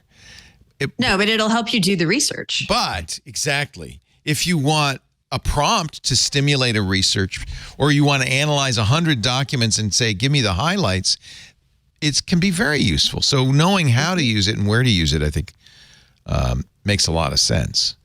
And so, are you educating people in that regard, Lou? I mean, is that? Yeah, I try to. I mean, obviously, they see a lot of the social posts that people are trying to say that the machines are coming, but they're not. I think coming. the reality is, when I give examples of, hey, this is how you uncover something really complex that you didn't know how to do before, and it's going to show you how to do it and even walk you through it. That's where the power lies. Use it like that, and you'll be fine. And like Denise said, research in general, a lot of these models have plugins now that you can just plug in direct research databases into them. So that you're getting actual factual data. And like you said, you can rife through all that data in just seconds, is really where the power is. And I think that's when people come around, is when they start to see that. Yeah. We're going to see some really stupid headlines out there. There's already the lawyer that filed an AI generated brief, and but that's not the AI's fault. That's the lawyer's fault. He's an idiot. Exactly. And you're going to see again, students that turn in ridiculous papers and things like that. We need to get sophisticated enough to realize what these things can do and what they can't do, and how they can be useful, and how they have to be double checked. Sam Altman has described AGI, artificial general intelligence. That's the thing we haven't achieved yet, by the way. But Sam thinks we're practically there. He says it's, quote, the equivalent of a median human that you could hire as a coworker. Not your best coworker, but not your worst. Just kind of in the middle there. It's Mechanical Turk. It's Mechanical Turk, right. And actually, people have done tests. It does beat Amazon's Mechanical Turk, which uses humans in some tasks. It's very good and faster. Louise Matsakis had a little bit of a scoop over at Semaphore. We love Louise. ChatGPT creator OpenAI has quietly revised the core values listed on its website, putting a greater emphasis on the development of AGI. The previously listed 6 core values for its employees, and she used the Internet Archive for this, was audacious, thoughtful, unpretentious, impact-driven, collaborative, and growth-oriented. That's for employees, because obviously unpretentious is not ChatGPT. The AI is very pretentious. Audacious, thoughtful. These are humans. It's trying to be thoughtful about politicians. Yeah, these are human things, right? The list now has only 5 values, and number 1 is AGI focus. Anything that doesn't help with that is out of scope, according to the OpenAI website. So instead of audacious, thoughtful, unpretentious, impact-driven, collaborative, and growth-oriented, now OpenAI is looking for people with AGI focus, intense, scrappy, scale, and make something people love, and team spirit. Well, it's like they completely rewrote the book here. I don't know if it's meaningful. Are they taking it as face value, or I mean, because obviously, like I said, I think it's a marketing technique. Personally, every researcher I've ever talked to, they said we're 30 years away. Yeah, AGI, if that, that's one of the things we've learned with AI. We've gone through so many AI winners. Is that the easiest things we get done? The easy things are hard, and the hard things are easy. Like which is. I think, I can't remember who said that, but I think it was in the context of AI. It's that last 1% that makes the difference between just a clever machine and a human is almost impossible. In fact, I doubt we'll ever get AGI personally, but that's just my... That was more of X paradox, right? That's what you're thinking of. Yes. Thank you. Wow. Was that right on the tip of your tongue? I love that. I've always loved that. It's a great saying. I think that, Louise's great scoop on this and noticing this change is it's interesting, but I do think it's kind of marketing. But the way I look at it is, there are all these new AI models that are getting closer and closer to the performance of GPT-4. They're not there, but they're getting closer, and they're able to do it with smaller and smaller models, which means faster, less expensive. They can run locally. Microsoft has even built some of these things that are based on, just trained on just textbooks and things. So they're much more sort of coherent, less prone to hallucinations. But if OpenAI they need to stay ahead, right? So the only way OpenAI makes sense as a company is if it keeps building just more powerful models that just get better and better and stay ahead of everyone. That's kind of how I see it. So if you have AGI as your North Star, even if it's 30 years away, that's kind of like saying, we are going to just continue to push the envelope of this technology. This is just for completion. Moravec's paradox was created by Hans Moravec, who was a robotics researcher. He wrote in 1988, it's comparatively easy to make computers. This is, by the way, very reassuring, so listen carefully. It is comparatively easy to make computers exhibit adult-level performance on intelligence tests. By the way, I think ChatGPT just scored 150-something in an intelligence test. Or playing checkers. But it's difficult or impossible to give them the skills of a 1-year-old when it comes to perception and mobility. And it ended up being boiled down to exactly that. The hard things are easy, and the easy things are hard. Now, this was in the context of robotics, but applies, I think, completely to AI as well. And it should reassure us that, we're not going to be replaced anytime soon. There's also the issue of energy use. And I think it's fine for OpenAI to say, yeah, we're going to break new... But at some point, this becomes cost prohibitive. Microsoft put out a study that said that it costs them, what was it, $50 more than they're charging for the AI search results that they're offering people in Copilot. Yeah, I can definitely tell you everything runs on Azure, and they have the data. And they know. It's just very expensive, yes. This from datacenterdynamics.com. AI data centers could use more electricity than the Netherlands by 2027. And that well, isn't that why we need AGI, right? Is because this is all sort of circular. Solve that, figure that out, figure everything out.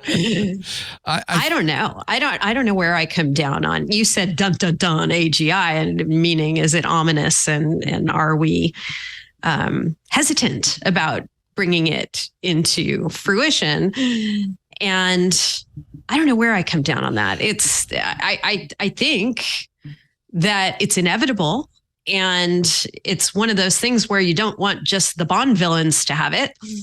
So, well, and to be completely fair, I did say I wanted Scarlett Johansson's brains in my phone. So maybe yes. I'm not. That's AGI, right? The Scarlett Johansson character in her was definitely AGI. But that she got bored and left. I like that ending better than the Terminator. It's like, we're just bored with you. No, actually, but did you see Leo? Somebody was saying, that's a happy ending, Leo. They did not decide to rule us. They just went off. Did you see, Leo, though, on the PowerPoint? Did you see Microsoft they put out a job posting for a nuclear, I think it was modular nuclear power manager, of course. You got, if you're gonna look at cryptocurrency was really under the microscope because of its incredible use of energy. Ethereum kind of solved the problem by moving from proof of work to proof of stake, and I don't think people worry so much about, although it still is a lot of energy. But AI is using vast amounts of energy. Do you think there is a equivalent moving from proof of work to proof of stake for AI? Like Luke, can we make these machines more power efficient? Oh, absolutely. Yeah, I think like we were saying, you specialize each one of these things, and you give them a nuclear power plant, and you give them a nuclear power. God. But I think a lot of these new technologies are coming. Like a lot of the new processors, like the MPUs, and those are specialized. They're more power efficient, and more specialized on the computation than things that GPUs are. And so I think that it's going to push technology advancement forward, and I think it definitely will be more power efficient over time. I do feel but like if you want to get to AGI, you need nuclear, probably nuclear fusion plant. Or something. Yeah. We were just talking about Voyager, which is in a few years will have reached its 50th year, still in operation. Nobody thought it would last this long. It's well beyond the solar system. Voyager 1 and 2. They're powered by a little plutonium nuclear reactor. It's not quite so sophisticated. It's just generating heat, which then is used as power. But it's kind of the same thing. I think now we'd put a solar panel on the thing, but Voyager's still going strong. So maybe that's the key. V'ger. I got that reference. I looked it up because I thought, wow, we're almost at 50 years on Voyager 2. It was launched in 1977. But the V'ger in Star Trek was actually supposedly Voyager 7, which we never got to Voyager 7. And was launched, I think, in the 90s. But remember, Star Trek was much earlier, Speaking of unleashing AI on nuclear power or vice versa, have you guys seen that Chernobyl miniseries that was made in 2019? So good. So good. Oh my God. I'm in the middle of it. It's terrifying me. Yeah. Well written, well acted. Yeah. I think that same team should be working with Reed's fantastic book available in bookstores everywhere, Wheelmen, all about the story of Lance Armstrong. That could be such a good Chernobyl-like 8-parter on HBO. I'm just saying. Less terrifying, but yeah. No, Chernobyl was good. You just watching that now? Oh, it was so good. I am. Yeah, no, I just stumbled on it on HBO and started watching. And we have a former nuclear power plant right down the road here in SoCal, San Onofre, that actually got shut down because it had issues. I remember sending And a they were- spot. Yeah, I don't think they evacuated anybody, but they gave people iodine tablets and things. So it was they a do serious that thing in when it happened. Chernobyl, right? They get the iodine tablets ready. Yeah. Yeah. I did not chain myself to the fence, but I definitely participated in the protests against, it was either San Onofre, it was one of the California nuclear plants. And now I'm told that I was wrong, that if we had just had those nuclear power plants, we wouldn't have the climate crisis we're in, because we could have replaced fossil fuels with nuclear power. A lot of people think that was a good idea.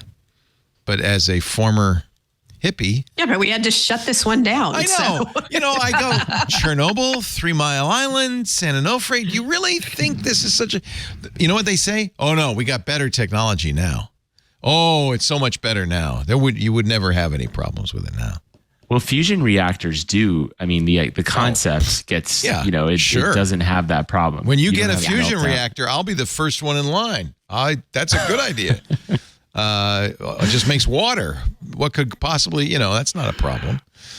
Well, it doesn't lead to like a lot of fissile material, and it doesn't have the chain reactions that, that fission reactors have. I think it's good. And Microsoft, again, they've agreed to purchase fusion power from Helion, which is Sam Altman's. They put a lot of money into it, didn't so. they? Yeah. I too agree. I will purchase fusion power the minute it's available. You have my word. We actually, a couple of weeks ago, there was a big leap forward with fusion reactors. They were able to create energy using less energy. This is the problem with current fusion reactors, unless you're the sun. That's how the sun works. But absent intense gravitational forces, it takes more energy in to get the amount of energy out. If they can only get it to more energy out than energy in, and cold fusion, of course, is the holy grail. But they have cooler fusion. It's not cold yet, but cooler fusion. And here's a story from a couple of weeks ago that I don't understand, but it's relevant. Pivotal discovery signals huge leap forward in fusion energy reactor progress. They have found a way to mitigate damaging runaway electrons created by disruptions in the tokamak fusion devices. So, okay. Well, cold fusion is a fantasy. That's not real. But cooler fusion. Well, it's extremely hot. Right. But actually, in DeepMind, they've done DeepMind, which is now owned by Google, right? And is AlphaFold, if you're familiar with that, they've made these huge breakthroughs.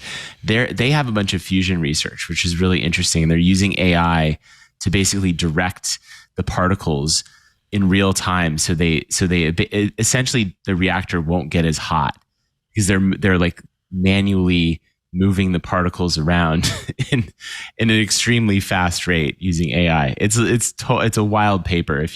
A couple of papers if you want to check them out. Yeah.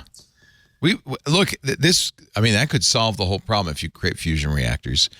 And I'm all for it. Like I said, I'll be the first in line. I'm not going to give them $1 billion like Microsoft did, but I'll give them. I've always kind of pictured you with a flux capacitor in the back of your car. I want, what was it, Mr. Fusion, where you just throw whatever garbage, Fusion, whatever garbage, banana peel. He puts the banana peel in there. Put it in. That's the trick. That's what we really need. That's going to power solves the garbage crisis and data centers. Unlimited fusion. Yeah. Let's take a little break. Great panel. Having fun. You guys rock. Lots more stories to come in a second. But first, I want to tell you about Miro, our sponsor, Miro, the online workspace for innovation. When Google killed the Jamboard, and if you went out and bought that $5,000 Jamboard, you might be a little miffed about that. They did say, well, don't worry, because you could use Miro instead. And instead of being $5,000, I'm going to get you your first 3 boards for free. How about that now? Now we're cooking. Miro is one incredible visual place that brings all your innovative work together, no matter where you're located. That solves a real problem these days. We got teams all over the world, different time zones, different locations. Miro's the solution. It's packed with the right things to be your dream product's home base. 6 whole capacity bundles, from product development workflows to content visualization. All powered by Miro AI, which means you're generating new ideas or summarizing complex information pretty much instantly with no work at all. Miro can work for any team, but product development teams really get the full experience. Miro offers teams the richest feature set of any visual workspace with specific tools to help with strategy or process mapping, facilitation tools to run effective design or agile sprints. You get the picture. You can have swim lanes, Kanbans. It's nice to have these packs, and it's great for product development, but Miro can do so much. And it connects with any platform you're currently using, bringing it all into one place so you're all working off a single source of truth, whether you're using Jira or Confluence or Google. We use it with Google Docs and Zapier, Asana. You can centralize work in a way that makes sense for your team. They don't have to leave Miro to update products, projects, statuses. You can do it all in Miro, even with those tools, which is nice because you're not losing. Every time you switch context, bits and pieces of the information get lost. You stay in Miro, it all's in Miro. And if somebody wakes up at 3 a.m. your time, but that's their beginning of their day, they can go to that Miro board and see everything that's going on, participate in real time with a single source of truth. It ends up being a massive time saver too. Miro users report saving up to 80 hours a year per user because they streamline conversations, they cut down on meetings. All the most up-to-date information is in one place. Miro has just released a board video recording, one more thing you can do with Miro, called Talk Track to save even more time. We're talking about pre-recording your thoughts. So you wake up, everybody's asleep in the U.S., but you're awake, you're working. You can leave a recording with your thoughts, leave it on the board. You don't have to schedule another meeting. You don't have to get up early to see. And this is a great way of bringing everybody onto the board at the same time. Look, I can go on and on. The best way to do this is try it for yourself. Your first 3 boards are free. Start working better at Miro.com/podcast. Please use that address. I want them to know you saw it here. Miro, Miro.com/podcast. It's a revolution in the way you work. And it's a lot easier to use than that $5,000 Google Jamboard. It's just ironic. But they're telling everybody to use Miro. So that should give you some idea of what a great product it is. Miro. Thank you, Miro, for your support. It's funny. I just signed on to TikTok so I could show that little TikTok you were giving us, Denise. And it said, okay, good. Now you got a passkey. So TikTok is using passkeys now. Google has just said passkeys will be the default sign-in method for all users. I'm not convinced passkeys is the revolution that people have said. I mean, I hate passwords. I love the idea of getting rid of them. Microsoft has a very nice solution that's not passkeys with this Microsoft Authenticator. Is this a passkey? This thing? What is that? It's a security key. Oh, I don't know. It looks like a spatula. Oh, yeah. Okay. Is that like a YubiKey? It's like a YubiKey. So YubiKeys can be passkeys, but they don't. Okay. And Google will label it. For instance, if I log out of Google, it'll say log in with a passkey, and one of the things can be. Mine looks a little smaller than yours. I don't know. Is this little Google YubiKey? This is a Type-C YubiKey. But I think in the most cases, this is your passkey. The idea is your phone, which has, on most good modern phones, has hardware secure enclaves, can store the passkey. And then when you go to a site like TikTok, it pokes up a QR code, which you scan with your phone. Your phone says, yeah, does Face ID or a thumbprint. And then says, yeah, that's Leo. Let him in. And no password has been involved.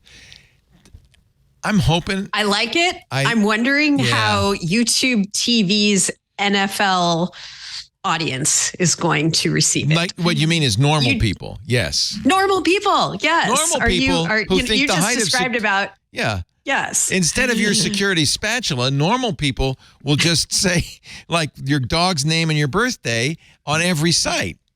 And while we know that's insecure, I don't know about you, but in my life, there are plenty of normal people who I will say again and again, why aren't you using a password manager? Why are you using a YubiKey? And no. I think that's why Apple's is more significant, though, because they're going to hopefully guide consumers into the direction of using it by default in a much more simpler way. I hope that's really what I'm hoping for when Apple implementing it. Yeah. Yeah, hope so. I like your security spatula, though. I think that's a. I think It's a really every tiny other spatula. conversation I have with my mom is about trying to get her to use a password I manager. know. It's like, Yeah. Frankly, if I could get my mom to just use a notebook that says passwords on it and write this, that would be better than what she's doing. But most people are just using the same password over and over again. That's why, at least that's what we're told. 23andMe, when it was, they recently revealed that bad guys had gotten a huge amount of information out of the 23andMe. That's the genetic database, former sponsor too. And they have my spit. Hackers, they might have yours as well. and now the hackers No, have it. I tell all my relatives, do not spit for commercial purposes. Oh no! Well, I wish you told me. That's why, I wish I were your bad brother-in-law living in Pompeii. Genetics firm 23andMe says user data was stolen, and how was it stolen? A credential stuffing attack, which is, by the way, a very obscure way of saying password reuse. Now, Steve Gibson said this is not credible, that something doesn't make sense here. 23andMe says a threat actor got millions of records by using compromised passwords. So it comes from password reuse. They call it credential stuffing, which is not a good name. The idea is I use the same password on every site. Somebody gets that from one site and then tries it on all the other sites. Oh, and it works. And then I got logged in. The threat actor released 1 million lines of data for Ashkenazi Jews, people with Ashkenazi blood. I'm one of them. Now, on October 4th, the threat actor offered to sell data profiles in bulk for $1 to $10 per 23andMe account, depending on how many you buy. 100 profiles for $1,000, 100,000 profiles for $100,000. Now, 23andMe says it's not genetic information, but it is the results of the genetic analysis. Like these people are in this ethnic group. These people are in this ethnic group. Gollum, who's selling this online, says, Gollum, my precious, says tailored ethnic groupings, individualized data sets, pinpointed origin estimations, haplogroup details, phenotype information, photographs, links to hundreds of potential relatives, and most crucially, raw data profiles.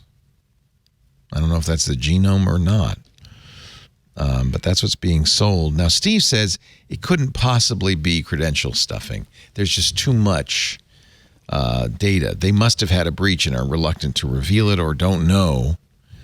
Full names, usernames. I want you to get on this, Reed. Do your thing. Get some sources. Go visit somebody in a parking garage and get the facts. Profile photos, sex, date of birth, genetic ancestry results, geographic location. What do you think? Seriously, why do people give this information to private companies? I did it because I want to know if I have any Ashkenazi Jew or Native American or whatever. I won't even do my dog. I'm a fool, I guess. Not only did I do it, I then got my mom and my sister and my daughter, everybody in my family to do it. Because then, and this is, by the way, this was how the breach, they say, happened. Then you can have all your relatives interlinked so that if they get in one person's account, then they get all their relatives, right? So, I mean, I think there would be an amazing market for a service to do this and on the medical side and provide you in a very secure, guaranteed, secured format with the information that you were after, Leo. But just to go to some startup and give them all your data and your family data. I'm sorry. It's just not. It's how they caught that murderer. Remember? That's right. That's right too. And it's not only how they caught that murderer, it's how other people get accused of murders. Right. Because DNA that looks like theirs was found at the crime scene, but it wasn't them.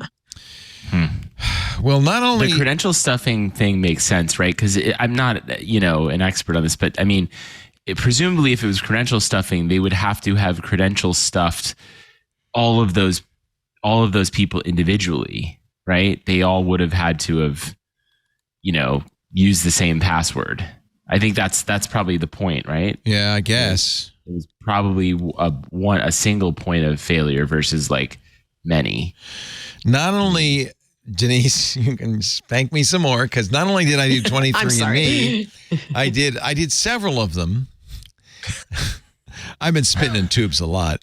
Most recently, we had George Church, who's the father of modern genomics. He's the guy who's creating Mastodon, by the way. That's another subject for discussion.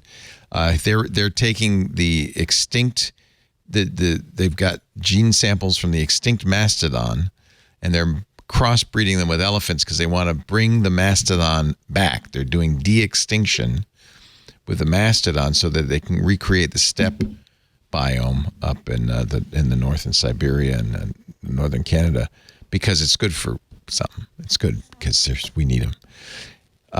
So he has. And what could possibly go wrong? I feel like life finds a way. I should be channeling Jurassic Park at this point. It doesn't mean you just because you could doesn't mean you should. So George has something called Nebula Genomics, where they do unlike 23andMe, where it's just a sample, they did my entire genome. In fact, I can download my entire genome. It's several gigabytes online. And then also it has all my traits and my ancestry, and it actually, you can get your microbiome based on, because you send them spit. They also analyze your spit and tell you what little bugs were in your spit. Which is all incredibly valuable, and I don't know how much of that kind of information I personally want to know about myself. But as I get older, it's probably more relevant. Like, but God, it's got to be secure if you're going to do that. Yeah, they have it all. I mean, they have my. Yeah. I, for instance, am in the 95th percentile. I have a high genetic predisposition to pernicious anemia and whatever sclerosing cholangitis is. So you look at this. They actually say, before you get to look at it, you may not be too happy to find this out. You sure you're ready? I said, yeah, I'm ready. Yeah. Hey, but it's all it's a numbers game too. It's a numbers yes, game. Exactly. It's not predictive necessarily. But what's interesting is they are getting better and better. For instance, I am in the 67th percentile, above average genetic predisposition to childlessness. But that ship has sailed. I have 2 children. So obviously that was wrong, right? Yeah. Or you beat the odds. I won. I won the game. I beat the odds. Yes. And the theory behind this is that they have found genetic what they do is they match and this is what 23andMe does too. They give you questionnaires, and they give everybody questionnaires, and then they match what they call a phenotype. You have heart disease, you have kids, whatever, with their genes, and they think that, well, there's some statistical correlation between this, childlessness and this genetic. They don't really know. It's not like how they does say the childlessness gene get passed down. Well, that's the thing. They don't. I mean, this is a study that discovered 9 genetic variants. That's a real chicken egg problem. I get what you're saying. Well, that's an interesting question. How did I get it? Not from some childless people, obviously. Yeah. I am in, and you'll pardon me if I fall asleep, the 92nd percentile for narcolepsy.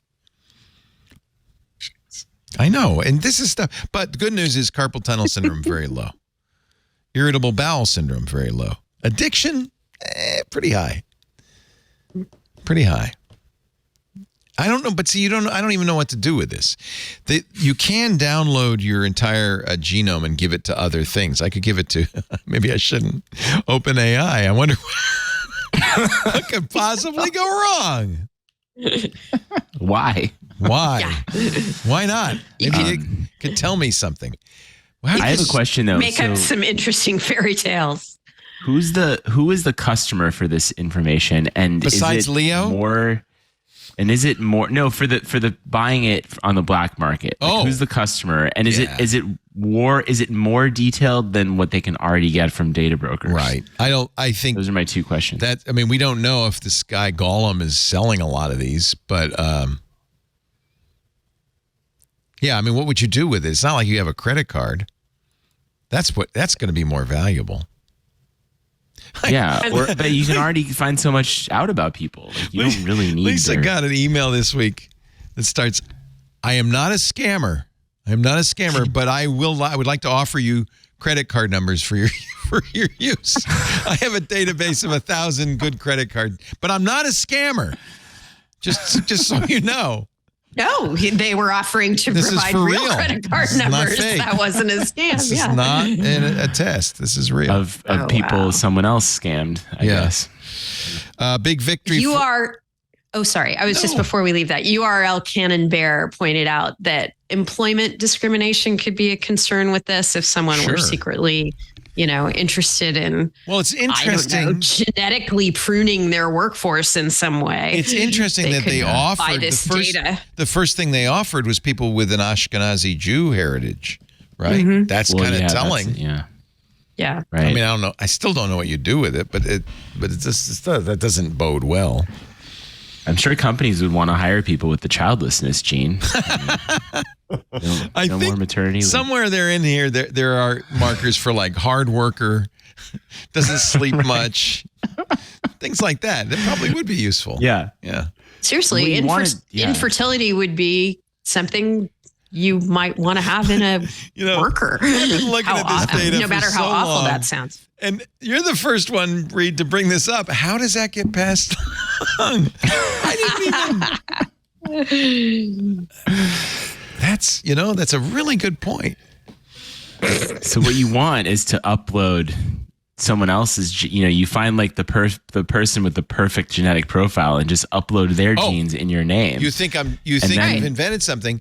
When I interviewed George Church, who is the founder of this company, he said the most valuable thing we can do with this is before you get involved with somebody, matching to make sure that you don't have a gene that if the two of you had kids, would have Tay-Sachs syndrome or sickle cell anemia, that you don't reproduce because you have a high probability of producing a genetic problem.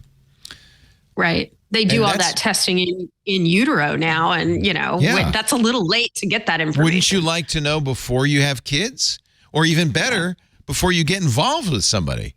Just say, "Hey, could you spit into this, and I'll decide whether I can date you later." Doctors do that now when you're having kids. They do all this genetic stuff. Sure, you don't have to send it to OpenAI for that. No. Well, you don't even have to do anything, because I remember when my Jennifer and I were we had just discovered we were pregnant with our first daughter. This was 31 years ago. We called the doctor to say, "Let's set up an appointment." And the nurse says, "How old are you?" And she says, 38. She says, "Oh, high chance of genetic defects." Mm-hmm. So even there, we knew right off the bat. Yeah. But we did the CVS. We did all the different, the amniotic sampling, coronavirus sampling. We did all that stuff. I can't believe you remember the names of all that testing. I went through all that testing and I don't remember those names. Traumatic as hell. Yeah, it's not great. Yeah. The amniotic's not so bad. They just stick a giant needle into your stomach. But the CVS, they have to scrape stuff. Mm-hmm. Yeah. Move on. Chorionic villus sampling. It's not for the weak of heart. But no, we want, but then there's the issue if you do that and they say, "Well, I got bad news for you." Then what do? Do you go, you have to think before you do the test, what would we do if it came up positive? That's a tough one. And every time you get the results, you're just sitting there going, "What do we do? Okay, bring it on." What do we do? Hope for the best. There's a lot of people that don't get this. We never got them. I have 5 kids. You have 5 kids, and they're all good, right? 5. They're all good, but we just never got the test because, again, we didn't want to live in fear. Well, and you don't want to make that tough decision. Right. That's, I have many friends with Down syndrome children. They love them very much. Right. Had they done an amniocentesis, maybe they would have, I don't know if they would have considered aborting or not. But that would be for them after, in hindsight, a tragedy. So yeah, that's tricky. And that is in a way genetic. We're already at the point of eugenics to some degree, right? We have been for some time. It's a really interesting. It's gonna get interesting. But thank God, I'm really happy that your kids are healthy and well. They are. Well, how old is the oldest? He's 13. Okay. Yeah. So you still have a few years before you're sure. I do. It could. Yeah. So far, so good, though. Yeah. So far. It could all go south. It's still good. Not to say anything, but Abby was genetically perfect, but well, let's put it this way. And I'll give you the opposite teenager experience. I was warned all along what a nightmare the teenage years were, and they were. Your boy was lovely a sweetie, lovely and wonderful. Sweet boy, and he's a. Yes. By the way, I didn't thank you. I got your Christmas card, and he's right on the front there. And what a beautiful picture. He hates that. We as a family, we're trying to decide what to do about Christmas cards because, he's 19 now. He doesn't want to be the poster child for a Christmas card anymore. He was right on the front, and he is so adorable and cute. It really made that Christmas card was great. Well done. Thank you. Yeah, I really liked it. Let's take a break. I don't want to talk about Christmas yet, although we're almost there. Our show today brought to you by Duo. Oh, yeah, baby. Duo. Love the Duo. Duo protects against breaches with a leading access management suite. Strong, multi-layered defenses and innovative capabilities that only allow legitimate users in and keep bad actors out. For any organization concerned about being breached, and everybody should be, if you need protection fast, Duo quickly enables strong security while also improving user productivity. Wait a minute, what? Enables strong security and improves user productivity? Yeah, it does both. Normally you think of this kind of security as making it harder for your users. No, Duo prevents unauthorized access with multi-layered defenses and modern capabilities to thwart sophisticated malicious access attempts. But it's smart. It only increases authentication requirements in real time when the risk rises. Duo enables high productivity by only requiring authentication when it's needed, which means it's easy to get in swift, easy, secure access, except if you're at risk. If the risk rises, then it gets a little harder. And this way you get great productivity and top-of-the-line security. Duo provides an all-in-one solution for strong MFA, passwordless, single sign-on, and trusted endpoint verification. Duo helps you implement zero trust principles by verifying users and their devices. So start your free trial. Sign up today, cs.co/twit. That's the best URL. cs.co, because it's from Cisco, right? cs.co/TWiT. Thank you, Duo, for the job you duo. Get it? I don't think they're going to use that as their slogan. All right, let's check in. We have a little video to give you for all the things that happened this week on TWiT. Going out to Rhode Island next week for a week to visit Mom, and I have ordered a green screen so I can take a picture of Mom's basement and not actually be in her basement, which will be nice. Do you think I should add this to my kit? Because I think it might be handy if I want to disappear. Oh, yeah. That is only $12. $11 or $12. It's green gloves and a green hood, and then I could be the invisible man. Previously on TWiT.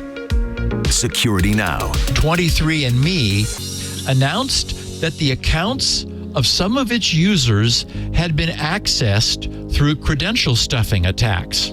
I don't believe them. Oh, no. The more I've thought about this, the less it appears to pass the smell test. Oh, no. Tech News Weekly. I have in my hands, and have for the last week, the Pixel 8 Pro, Google's latest premium device. I'm going to give you a review, and then we're going to talk with Michelle Rahman about some of the cool kind of technology that makes Android 14 and this phone special. This Week in Google. We've played before the YouTube clip of you. I was young Jeff once. was working at People Magazine, famous TV reviewer, and the folks at Moonlighting asked him to be on the show. Season 3, Very happy. Episode 12. There's our good man, So many Jeff other guys. Jarvis. Look at that, talking about moonlighting. This is on Hulu's 1985. I wasn't even married yet. I was married the next year. Yeah, and Kathy wasn't even born. It's amazing. Twit. I see no reason to fact check you. Go ahead. Great week. We thank you all, especially Club Twit members who subsidize a lot of what we do. I don't know if you saw the story this week that WNYC, which was one of the premier podcast networks and creators, is basically shutting down their podcast division and going back to radio, which is kind of sad because advertising has just disappeared for podcasting, and we saw that as well. We've been seeing this as well. The Verge's Hot Pod, Death, Sex, and the Future of WNYC Podcasts, the largest NPR member station in the country, tightening the purse strings and taking a big step back from podcast production. We've seen this too, and I don't know what's going on. I wish I did. Advertisers and agencies both are kind of saying, "Yeah, podcasting, we don't know." I think maybe they're going to YouTube and influencers or TikTok and influencers. I know my son, who is a TikTok influencer, and by the way, he's going to be supporting me any minute now because he's able to get a lot of advertising. His cookbook. And feeding you. Yeah, I wish he were.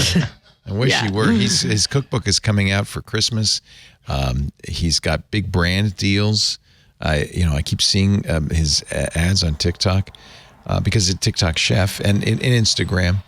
And I think that's probably what's happening is that advertisers are saying to themselves, better to spend the money. And in a way, I think we're influencers, but we're old school influencers, I guess. In any event, a lot of podcast networks shutting down or cutting back.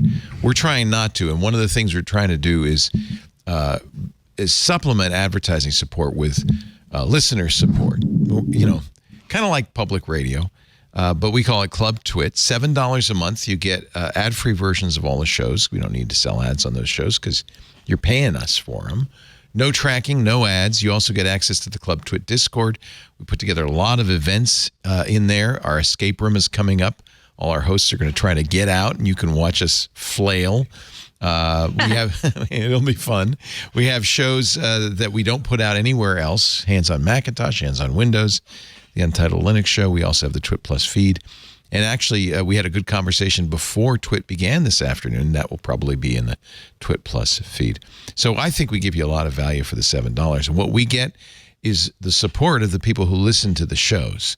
And for us, that could be the difference between life and death, frankly. So if I don't want to make you feel bad, but if you can support it, we'd sure appreciate it. twit.tv/club twit.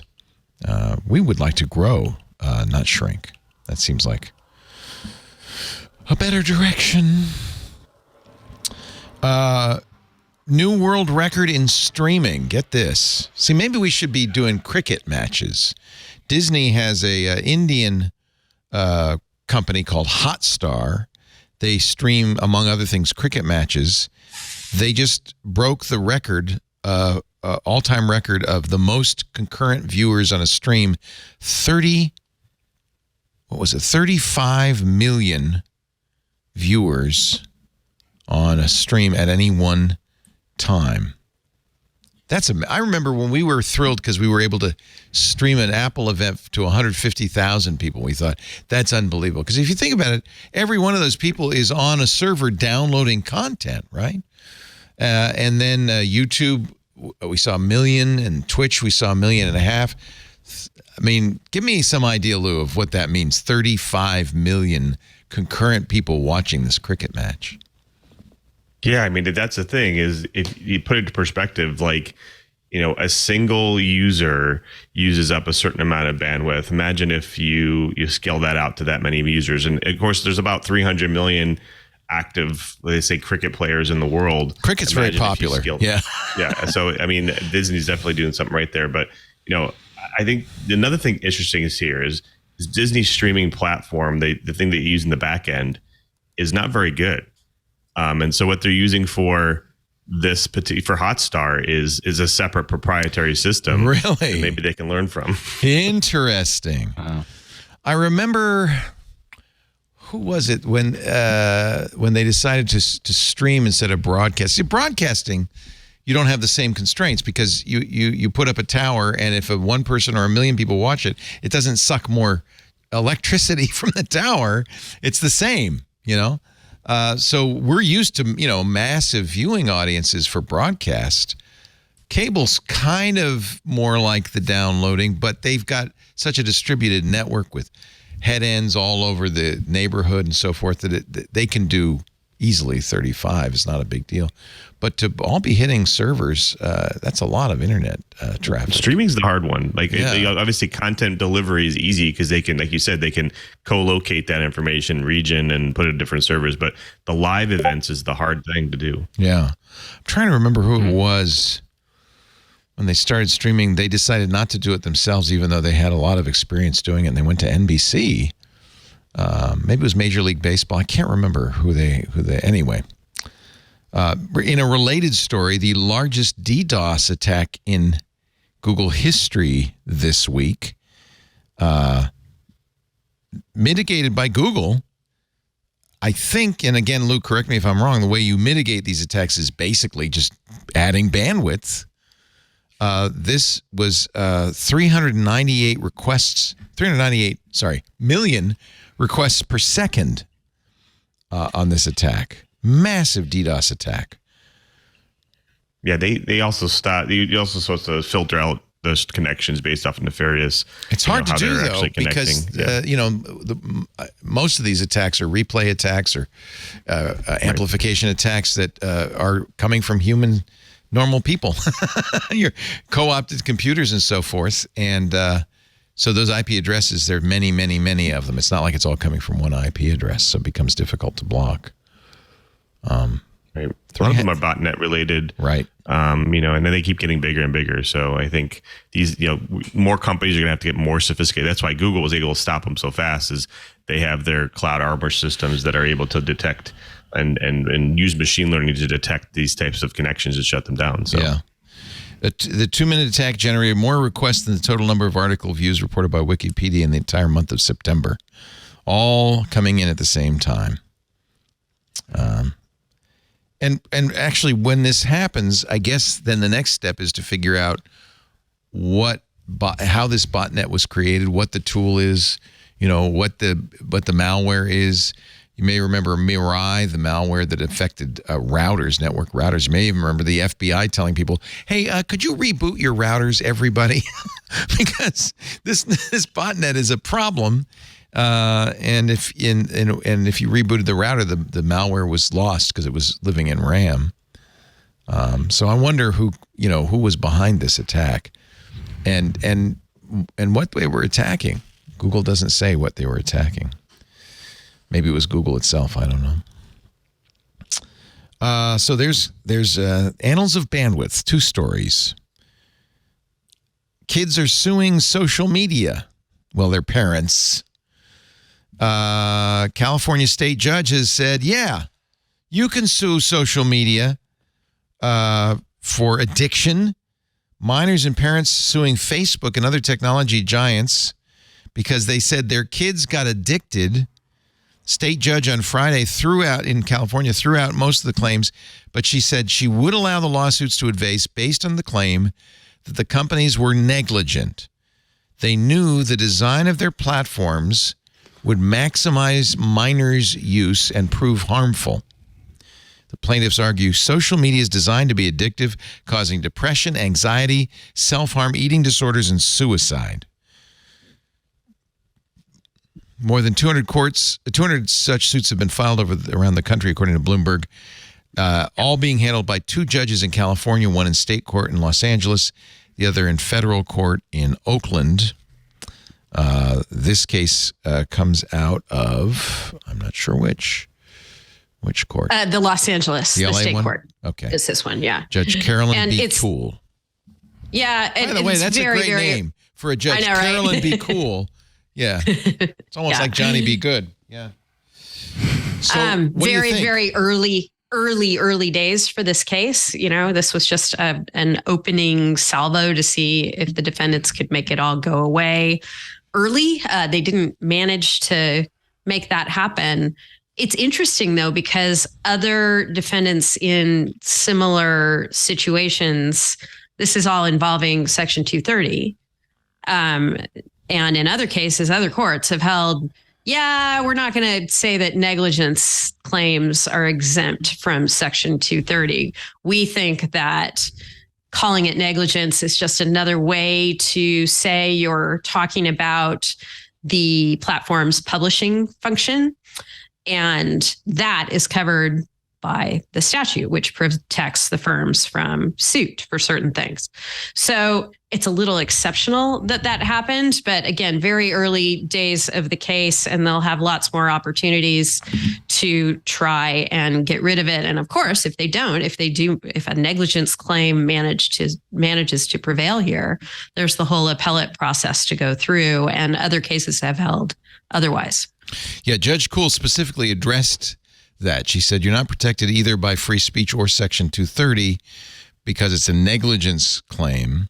She ruled that the social media companies could be held liable for the allegations because, quote, they're based on the fact that the design features of the platforms, not the content. So Section 230 and the First Amendment protect content, but she's saying the problem here is the design, the platforms are designed to be addictive. And that's what caused the harm. So they're not protected by 230 or the First Amendment. So very interesting. Yeah, it'll be interesting to watch this one. Yeah. And of course, there's so much sentiment against Section 230 these days, both in the hands of our lawmakers and maybe we're seeing that come through more in the judicial branch as well, that people just on balance think that these large tech companies are getting too much protection. Good news, California is not banning Skittles. Governor Newsom's been very active in the last week, signing bills into law. One of the bills would have, some said, banned Skittles, but no, it's banning red dye number 3, bromated vegetable oil, potassium bromate, and propylparaben, all of which have been linked to cancer and hyperactivity in children. Governor Newsom has approved the first in the nation legislation. By the way, when California, with 1/10 of the population says, hey, we're not going to allow this, that kind of puts the manufacturers on notice. Maybe they're going to have to stop doing this. Of course, this stuff's been banned in the EU forever. These additives have been found in thousands of food products, soft candies, baked goods, frostings and icings. Newsom has been very busy. He also passed probably the strongest right to repair law in the nation. I love this headline from The Verge. Right to the repair is now the law in California. To the rest of the U.S., you're welcome. Because, again, if you have the right to repair in California, you're probably going to have to give it to everybody. The law, which is matched by laws in New York, Colorado, and Minnesota, a little tougher. Manufacturers have to make appropriate tools available, parts, software, and documentation for 7 years after production for devices priced above $100. I wonder if that 7 years is the reason that Google said that they're going to offer security updates for 7 years for their Pixel phone. That's an interesting coincidence. Mm-hmm. This is the Eggman bill, and I think this is good. Now, weirdly, there were exemptions for game consoles, alarm systems, and farm equipment. But, hey, we're getting there, bit by bit. It's an interesting thing to think about from an operating cost perspective, is that they've basically enforced, Google's kind of setting the stage here with the 7 years, but, it's amazing how much it will cost them to do that. Is it expensive? They will come out with a new device every year. Oh yeah, it's very expensive to do this. And so companies like, Microsoft has had to support older versions of Windows, and you'll notice slowly they're starting to deprecate older versions of Windows because it's just so expensive. And because if you think about how much of an engineer costs to maintain this, now you have a whole team of engineers to maintain security patches and form upgrades and hardware firmware and all that. It's just a very expensive thing to do. And so, not just the hardware side, I think the software is very expensive. So I'm curious to see how other companies will follow suit. That's actually seems like companies could open source some of that, if they get to a point where it's just not profitable for them anymore to have Windows XP or whatever, and just put the code out there and let the user base take care of what the engineers used to. It's interesting to say that. I think XP is actually out there somewhere. Yeah, it kind of rings a bell. I know that one of the reasons companies like Microsoft are slow to open source things like XP is that there's a lot of code in there that's licensed. They can't release. In some cases, because there's comments in there that are embarrassed by. In fact, often you see when stuff is open source that the comments have been expurgated, which makes it a little bit less useful, but maybe there's some stuff in there that they don't want other people. It might be embarrassing to read. Companies do seem reluctant to open source. I never knew that coders made spicy comments in their code. No. I am really glad, though, to get that perspective from you, Lou, because we often talk about, gee, why isn't Google supporting its phones for more than 2 years? Now they're doing 7 years. Or why doesn't Microsoft continue to support Windows 7 for longer? Microsoft supports its operating systems for 10 years. And actually, in some cases, it's a reasonable question because they often do continue to support it for enterprise, right? They just withdraw support for consumers. Right. It's expensive, though. It's very expensive. It's interesting you mentioned Google, though, because if you notice, Google's the first company to go and drop something that's not being profitable. And of course, they cut things over here so they can do other things over here. And so I'm sure we probably can go back and look back the last 6 months and see a whole bunch of things, graveyard, because they need to be able to support this side of the business, right? And I guarantee they will continue to do that. Wow. Well, I have more, but I think we've held your feet to the fire long enough, Denise and Lou and Reed. I do thank you. You guys are fantastic. It's great to have all three of you on. Denise, congratulations on the launch of your new shows. And thank you so much. I hope it goes well, and everybody who listens to our shows should immediately run over to hearsayculture.com and subscribe to her new shows, Denise's new shows. Yes, with an asterisk by subscribe. Our feeds are a mess right now. We know it. We're fixing them. Bear with. But there is content up there. Right now, it's more of a website with audio than a podcast. Well, so you can go to hearsayculture.com and you can listen to episode 1 of Uneven Distribution, Move Fast and Break Things, and research and development with Dave and Denise, or R&D with D&D. Is technology helping us or hurting us? Excellent. How long are the shows? Because this one was 2.5 hours. I'm thinking. Yeah, you're not going that long. Yeah, R&D with D&D is ideally 45 minutes long, and my show is an hour. This show used to be half an hour when we started. Anyway, thank you, Denise. It's great to see you. Congratulations on the new shows. Thank you, Reed Albergotti. Congratulations on your fantastic book, Wheelmen, available in bookstores everywhere, and of course on audible.com, chronicling the horrific story of Lance Armstrong and the greatest fraud ever perpetrated. No, you don't call it a fraud. Conspiracy. Ever perpetrated in sport. It's actually a great book. I read it. I didn't even know you wrote it. And we're going to do a movie now, right? Didn't we decide? Yeah, we decided, but we're not. We're in between Jared Leto playing Lance Armstrong or maybe Cillian Murphy. We can't decide. So we'll take your votes and we'll talk to the producers. You should also catch Reed's newsletter at semaphore.com, semaphore without an E, SEMAFOR.com.